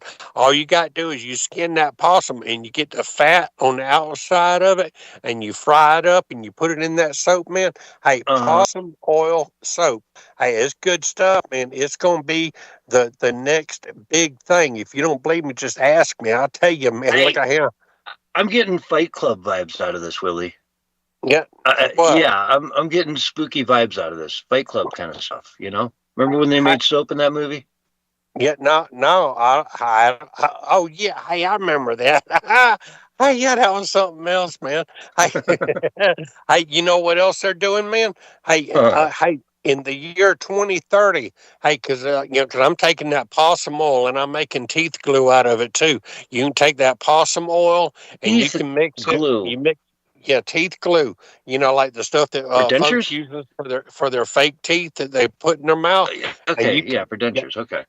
Yeah. Hey, you can take that possum oil and you can mix it up with my worm hot dogs, and it kind of makes like a little glue, like a sealant. And I'm gonna go ahead and market that stuff, man. Hey, but I got to reading up. Hey, this is news, man. Hey, by 2030. The Japanese, they have figured out a way. They have created a drug that lets humans regrow their lost teeth naturally. Hey, I'm reading it right here, man. Hey, this is news, man. Katano Hospital. Yeah, hey, Katano Hospital and biotech firm Torigem Biopharma is the company behind the drug. Hey, y'all need to get stock in that company. Hey, because by 2030, 2030, what's that? 10 more years from now. 10, hey, drug users. Yeah, the drug Willie, we don't give financial advice on this channel, though, just to be clear, okay? Yeah, so any advice you guys are hearing right now is not official advice. We do not give financial advice on the show.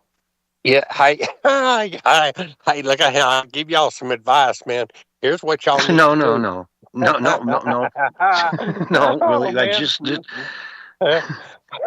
Hey, you can give your opinion, but no advice. Hey, this drug uses an anti-USAG1 antibody to regrow human teeth, man. Hey, but if y'all want to know what y'all ought to do, man, hey, y'all ought to contact me, man. I got some stuff that I will sell you. Well, hey, where can you find your website? I got product, man. I got all kind of product. Hey, y'all can why don't you read everyone your website? What's your website, Willie? It's Willie Lee V. That's WILLIELEE and the letter V, because I'm like the fifth. I'm Willie Lee the fifth. I believe there were four more before me. Willie Lee. Hey, Willie. They broke the mold with you, my friend. Hey, Willie Lee V at gmail.com, man. Hey, I sell feet pictures. I sell worm hot dogs. Hey, and that's your website. Tea jugs. That's my website, man. And to be clear, that's his website, folks. So, if you want to spend money on someone who doesn't know what a website is, there you go. That's how you can get a hold of Willie and give him your money. But he does. He sells pea jugs and worms and go ahead. Yeah, hey, and chumderware too, man. Hey, but I can't. No. Look, we got a minute left. We got 1 minute left. You're not going to bring up your dirty old used underwear that you. Hey, look at here. On your quote unquote website. Hey, here's something real quick, man. If y'all ain't talked about it, man, there was a robbery at the Louvre in Paris, France, man. Yep. Hey, somebody stole Napoleon's crown jewels in broad daylight, man. His crown jewels. I'm sitting there thinking maybe they castrated him or something, man. Right there in broad daylight. I don't know how in the world they got a hold of his crown jewels, man. Hey, but they stole them in broad daylight. I don't think his crown jewels means what you think it means. But, Willie, I want to thank you so much for coming on the show tonight. No, we're all out of time. Folks, this is the Censorship Sucks Roundtable Radio Show. We're going to go to break. We'll be right back after this. We're on radio break. You didn't even try to get it in. No. I wouldn't even think about it, man. Hey, look at him. Yeah, you hilarious, man. Larry Ellison is worth $66.8 billion, man. He owns 42.9 shares or percent of the shares of Oracle Corporation. Man, these people have got entirely too much money and entirely too much power. And imagine, like, Elon Musk has 10 times your wealth. You know what I mean? You're waking up thinking you're rich, but he's got 10 times. Like, you got 62 billion, but you can't just up and buy Twitter tomorrow for 40 billion. You know what I mean? Yeah, it's crazy. Yeah, like you're not even on par. I mean, this is money that's, sitting in the stock market somewhere, and it's not out there in society being used. It's not circulating. Well, it is. It is. I mean, it's in stocks. It's embedded. It's not under his mattress. But anyway, Yotivation Nation, what's going on with your mic? Talk to us.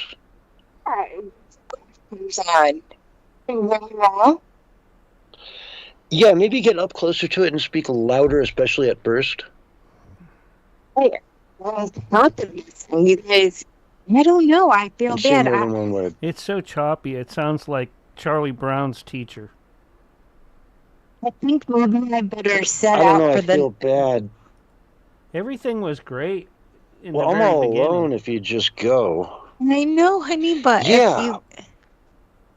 There it is. You sound perfect right there. I don't know what it is. I don't know. Perfect. You sound perfect. Oh, stop. Whatever you're doing right now, don't move a muscle. I just put the mic on my lap. Yep, that works. Yeah, there you go. Whatever you're doing now is working. All right. Well, I'll keep my fingers crossed. Yeah, you sound loud. Well, you got it halfway across the room. No. Yeah, you sound perfect now. Huh. Maybe my mic is too high because the table is high. I don't know. And my voice is going under it. I'm sorry, Willie. I wanted to talk to you. Well, I miss you. I miss you too. We miss Aunt Mama Lou and miss Yotivation Nation. Willie's still selling tickets to the AI asteroid that's coming to Earth. Mm. How's sales going? Well, people keep putting it in their carts. Ain't nobody buying nothing, no. I put it in my cart. I'm selling tickets on TikTok. Did you hear in Australia a big chunk of something from space landed near one of the mines there? And it's huge. There's a huge big picture of it. Nancy put it up. I'll post it over to you guys later on. That came from Disclose TV. They don't know where it came from, but it does have composite metal in it. Who knows? Might have been somebody's satellite that came down, but no one's owning up to it right now. I hadn't heard anything about that. Yeah, she just posted that yesterday or earlier today. Hey, Yotivation Nation. Yes? Here's what I want to know. I want to know how it is that Qatar is building on an Air Force base out 30 in seconds. Idaho, yet they're funding Hamas and the Taliban. You can look it up. They are main funders of terrorist groups and terrorist organizations. I think that's what you're going to find if you keep doing investigating. It's always funded by both sides for some reason. I know Trump's making a lot of money. And here's your countdown. This is going to be a good cover. 4. I appreciate you guys. 3. Love you, man. 2. Thanks, Willie. Bye. 1. And you're live and on the radio side right now.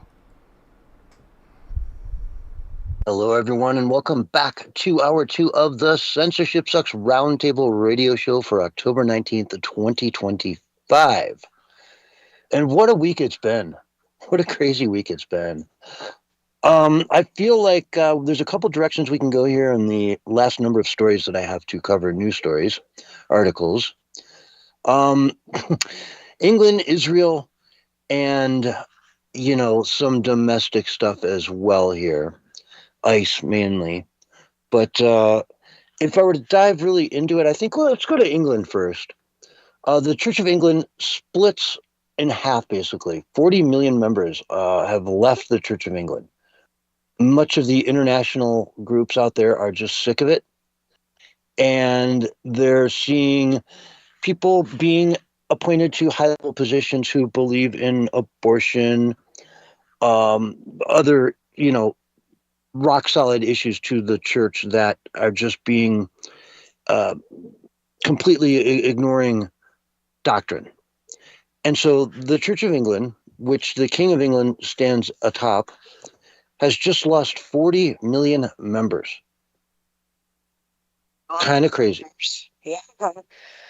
Wow. Well, I don't know. Me, I'm a Christian and we read the Bible, and the Bible is not variable. And it seems like a lot of other religions, things are variable.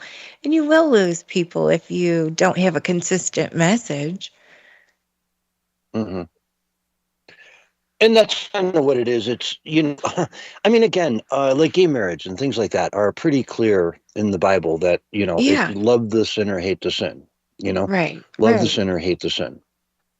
But there's people that, they're open to this as, it should be allowed, and their members should be able to be gay and be married in the church. And, and again, abortion is another big thing. Abortion is huge in the church. Like you can't call yourself a Catholic or a Christian or some, specific sect within said religions, but still adhere to things that are expressly forbidden in your holy text. I mean, you can rewrite the holy text, but you can't just ignore it and then claim to be a devout follower. Right. Which, excommunication should be a much bigger thing in the church, if you ask me. There should be a lot more of the, hey, I don't know if you can come up and get communion. You're a politician who's voting consistently for death and for things the church is completely against. And, hey, again, I'm not a very religious person. We cover a lot of religion on the show because it's central to the American, system. But personally, I'm not very religious. I can't tell you the last time I stepped foot in a church. But, hey, I don't claim to be. And so I don't really have to be held to the same levels that someone who claims to be very religious would be, held to account for. So I don't know. What do you say, Yotivation? Where's the future of religion here in the U.S. or even the U.K.? What are we looking at? That's a broad question, isn't it? What do people allow? If they're really devout, then hopefully morals will win out. But, I've seen, as far as I know, I don't think that you could have a female gay priest, but yet I've seen it. So also, we seem to be coming out of that time where people, were believing in transgenderism and, all this extra stuff. It seems like we're coming out of that now, and people are returning to Christianity and to God. So maybe they'll have a comeback, because it was getting bad there for a minute. Mm-hmm.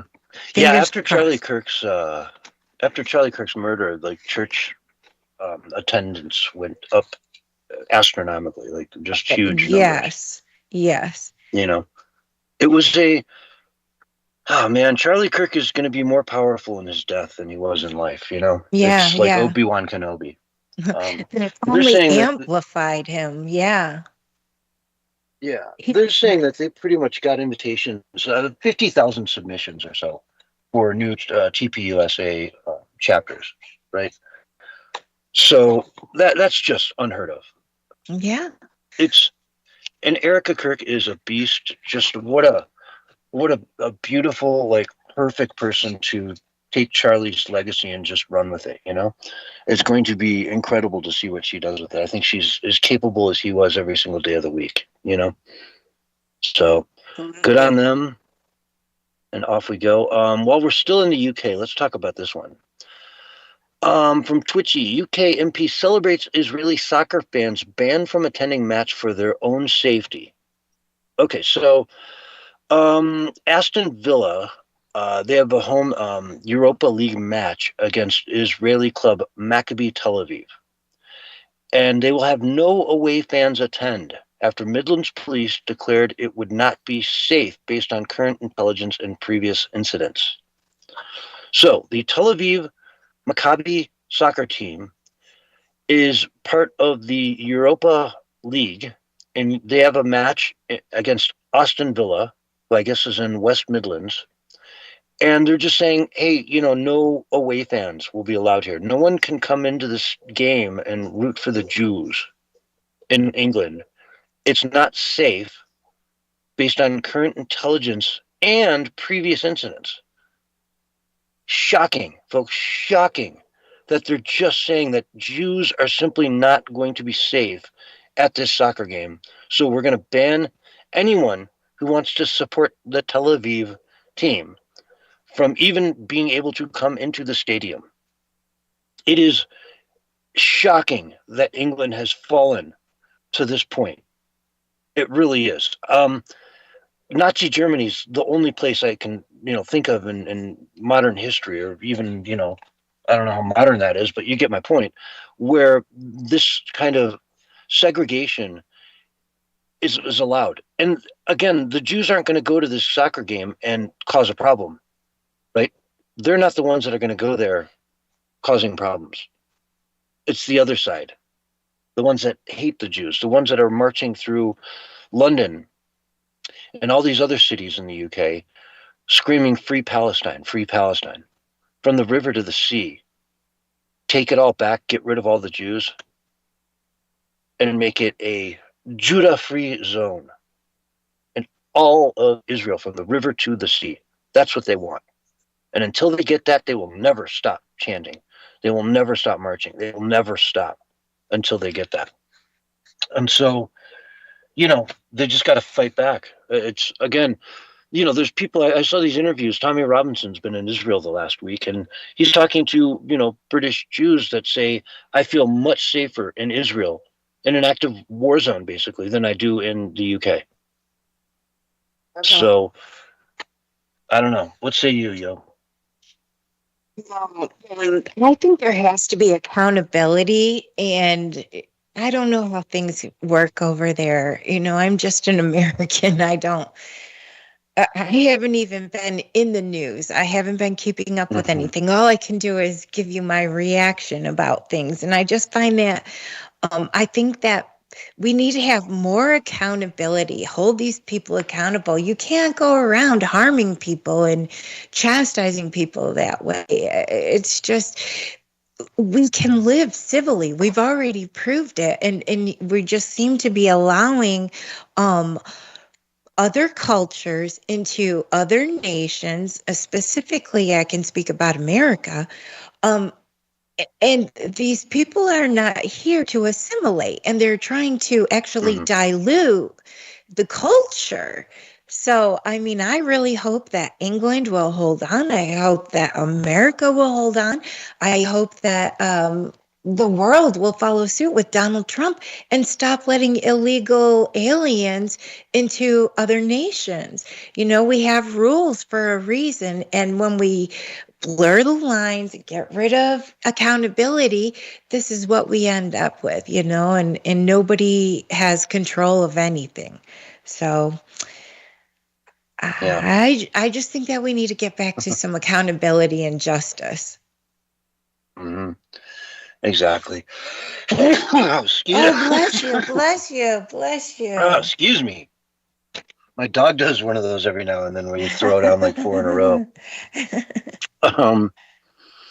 Here's the final piece from the UK. Disgraced Prince Andrew surrenders all his royal titles, including Duke of York, over his endless Epstein and espionage scandals. So, Yeah, he's just surrendered all his royal titles. Because of Epstein. It's interesting. It's interesting. Yeah. You know? Yeah. This guy is, apparently he's a real scumbag. What's her name? Guthrie? The victim in all Virginia, this? yeah. Yeah, Virginia Yeah, Giuffre. Family's celebrating it. And it's, it's a little bit of vindication. Now, the king himself, I don't know. I won't go there because he's the friggin' king of England. I don't want to, slander the man. But I wonder where the ties end. I wonder how deep it goes. We'll just put it there and leave it at that. And unless you want to add to it, Yotivation. Well, I was just going to say they have that history of having friends like that because they also had that, what was his name, Jimmy Savile or something like that, who very much like Jeffrey Epstein in weird, strange ways. And the royals had no problem with him either. And people never found out about how demented that guy was until after he died. So yeah, those secrets, who knows what happens behind walls that we're not invited to. Exactly. I'm just saying there's a history. There is a history. Yeah. If you were a king and, you made the rules, I guess I think the prince was just, taking advantage of that probably in a sick way that's now being exposed and embarrassing the royals. Yeah, and I'm sure they have protocols for, like, if you want to be a sexual deviant, just talk to this guy in the royal whatever, and he'll take care of all your needs, he'll look like, you quietly up. And under the table and discreetly. Yeah, there was that time that they said somebody was coming out of the castle down sheets naked, and he actually fell. I saw a video of it. I vaguely remember that. It was like a month ago. No, that's probably some time ago, but I'm just saying that there are strange things that do happen, and if you are a king and there are no rules, who knows what's going on? Exactly. Yeah. I mean, inside that castle, you're the king. We don't know about them here in America. Yeah. Kind of a crazy thought to even live that kind of life. But yeah, the elites, they live such different lives than us plebs do. They do. Yes, absolutely. It's hard to fathom what it's like to be a multi-billionaire, Yeah. It really is. If you think about it, anything you want, you snap, you don't even snap your finger. Somebody snaps them for you, Yeah. You're just looking at the big picture and all this stuff. And anyway, let's while we're in Europe, let's go to France. Breitbart.com. Court rules sovereignist leader Marie Le Pen barred from standing for election, even as France verges closer to snap polls. So the court just banned her for, how long was it? Something like several years here from running again. It's crazy. How do you block somebody? They don't want her in there, do they? They just find a way to keep pushing her away. There must be a good reason for that. Because she's kind of got that Donald Trump vibe going on. They can't control her. Yeah. You get actual decent people that just want the best for their country, that really are clean, that have never done these horrible things that they can be blackmailed for, right? And that's the worst enemy of the deep state. Somebody they can't control, right? If you're running for office and they know they've got big dirt on you, they'll support you all the way. And you'll have to live up to that dirt at some point and make decisions based on it. And most people crumble. And that's how the government works, how the world works. Until so, Donald Trump. Yeah. And Meloni in Italy. It just goes on. We got Javier down in Argentina. We had Bolsonaro in Brazil, but he got almost assassinated. He got thrown in, in the courts. He's got everything going. He's banned from running too. You get good people in these countries, and they just ban them because they don't know what else to do, which is what they tried to do to Donald Trump here. Exactly. Exactly. Precisely what they tried to do to Donald Trump here, but they didn't get away with it. So, and that's why the they're future running is scared. changing. Yeah, that's exactly right. They have, and when I say they, I mean what I call the shadow government, the deep state. They have less power and control than they ever have, because the only way that they can possibly exist is in our ignorance of them. Because once we become aware, then we want to do something about it. And all that confusion that we're not living in anymore, the veil is being lifted and people are starting to see. And I really think that the shadow government is shaking in their boots like they never have before. And I really do hope that there is justice coming. And I hope that it starts here in America, and that we cut off the head of the snake and it just keeps going from one nation to another, to another, to another. And if you've seen the people coming out in all these different nations in such great numbers, we're all kind of fed up. So I really hope that there is a change that is coming for the future. Mm-hmm. I do too. And I'll tell you, I never liked John Bolton, right? Oh, Not yeah. The stash. The mustache, the walking mustache. Never liked the guy. Always thought he was a war hawk, but he was good at kind of rattling the sabers to tell other countries, hey, you know, stop doing this or we will kind of come after you. But he really, really, really wanted and yearned for it, which is, I guess, why he was so persuasive to other countries to stop doing things. But really just a warmonger. He never saw a war he didn't love. And now he's been indicted by a federal grand jury for taking classified U.S. secret documents, right, and sharing them with people. Apparently, we will find out more as time goes on, allegedly, for cash, for money. Selling shocker top secret stuff to foreign countries for cash. Not a good look. And if you get caught doing that, it's a pretty serious crime. Unless you're Joe Biden, of course. Well, we'll see. We'll see. Hunter, of course, has been pardoned for all this preemptively. You can't tell me Hunter doesn't have just an entire, bunker under his house filled with documents.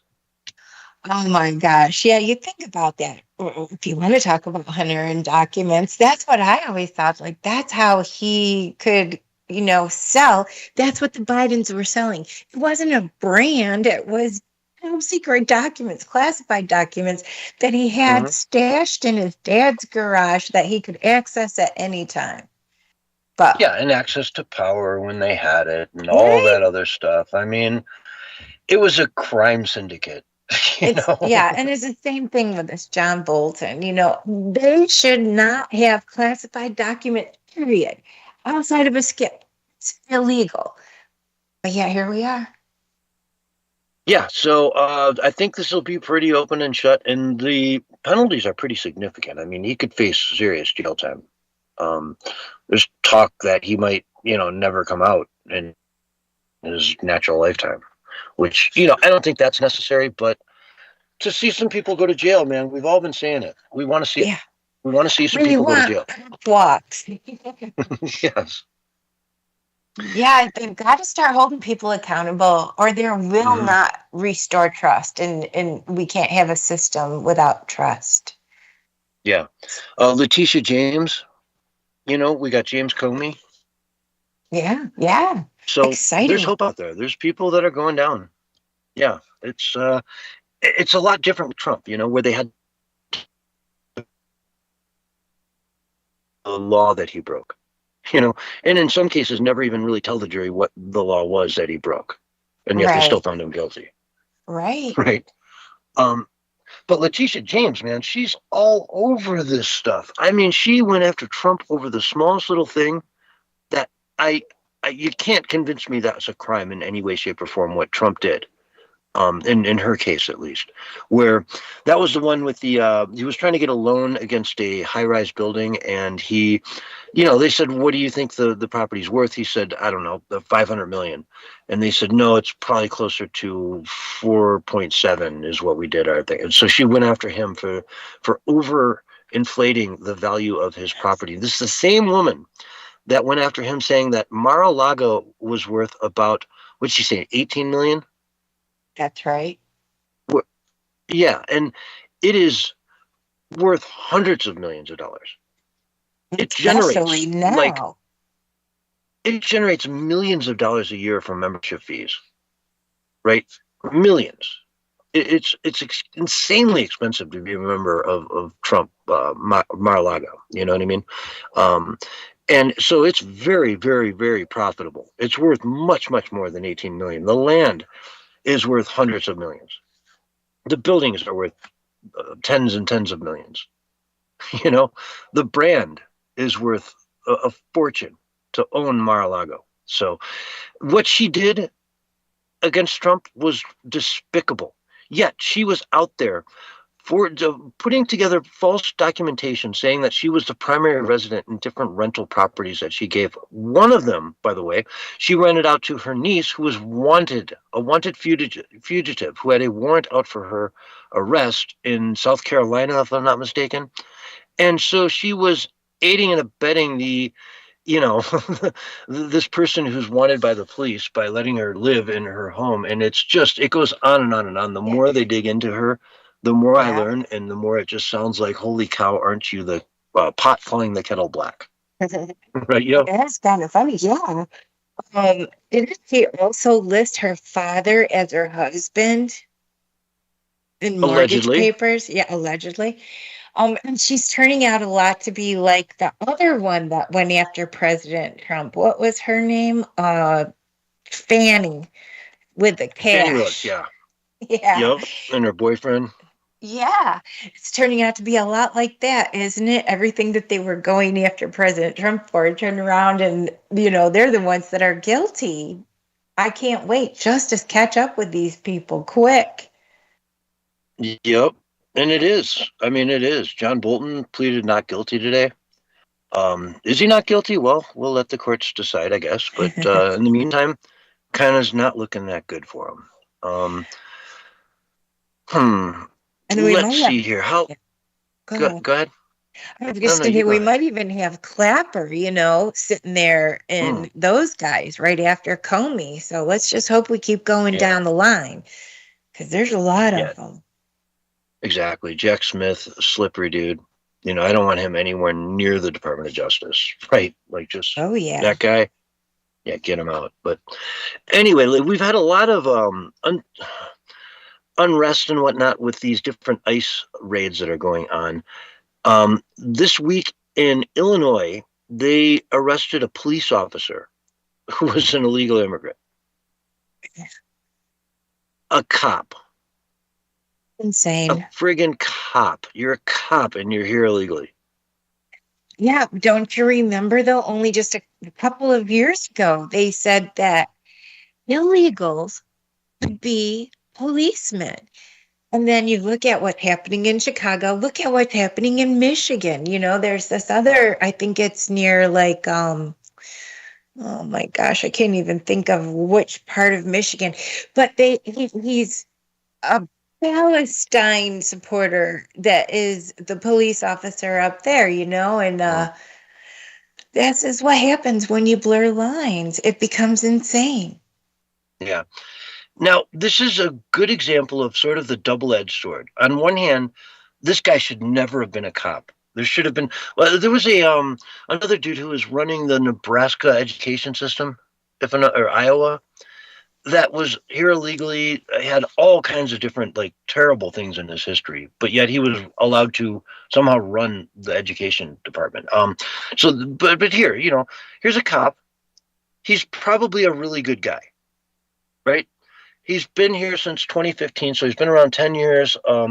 Obviously, probably hasn't committed any crimes since then. He's probably got a family and, whatever's going on. He's not the first person I want to deport, but he's definitely the first person I want off that police force. You follow me? Of course. Yeah, I mean, so it's a double-edged sword because I don't want to just say, okay, boom, grab this cop who's been a cop for I don't know how many years, and just let's deport him immediately. You go from work to boom, you're on a boat and you're going back home. That seems tough. That seems too much, right? Right. But I don't want him as a cop at all. No. I'm sure he's a good guy. Let's work on a way to make you legal, or at least get you in the front of the line, or give you some, help to do this legally. Yeah, but it's a tough one because we definitely don't want to abuse that system, but at the same time, no, yeah. So anyway, on that note, okay. Oh yeah, we're about out of time. I will just quickly mention that the whole peace thing in Israel is pretty much over now. So in the last few seconds we have, for whatever that's worth, peace in the Middle East, man, we thought we had it. Oh, so close, but not so much. Anyway, folks, this has been the Censorship Sucks Roundtable Radio Show. We got to wrap it up here. We will see you on Wednesday night, 6 o'clock p.m. Eastern Time, right here on the station. Take care. Bye. Good show. Good show. Thanks, everybody. Yeah. Good show. Yeah. We'll end up with more. I'm going to host out, and then I'm going to edit and call it a night. All right. That means he's going to hang up on us. Yeah. But it's been great having you back, yo. And let me go ahead and put up my... And he's not going to let us say goodbye. Goodbye, yo. Yeah, go ahead. Say so good having you on. Yeah. Thanks so much for coming on. Oh, yeah. And I wish I could have been more contributing, but I really haven't been keeping up very well. I haven't been researching. I could only respond, so... Yeah, you're doing fine. You were fine. I mean, it's not about you being up on the facts. It's about you being up on the philosophies behind all the stuff that matters, right? Hopefully. All right, fellas. You guys have a great week. And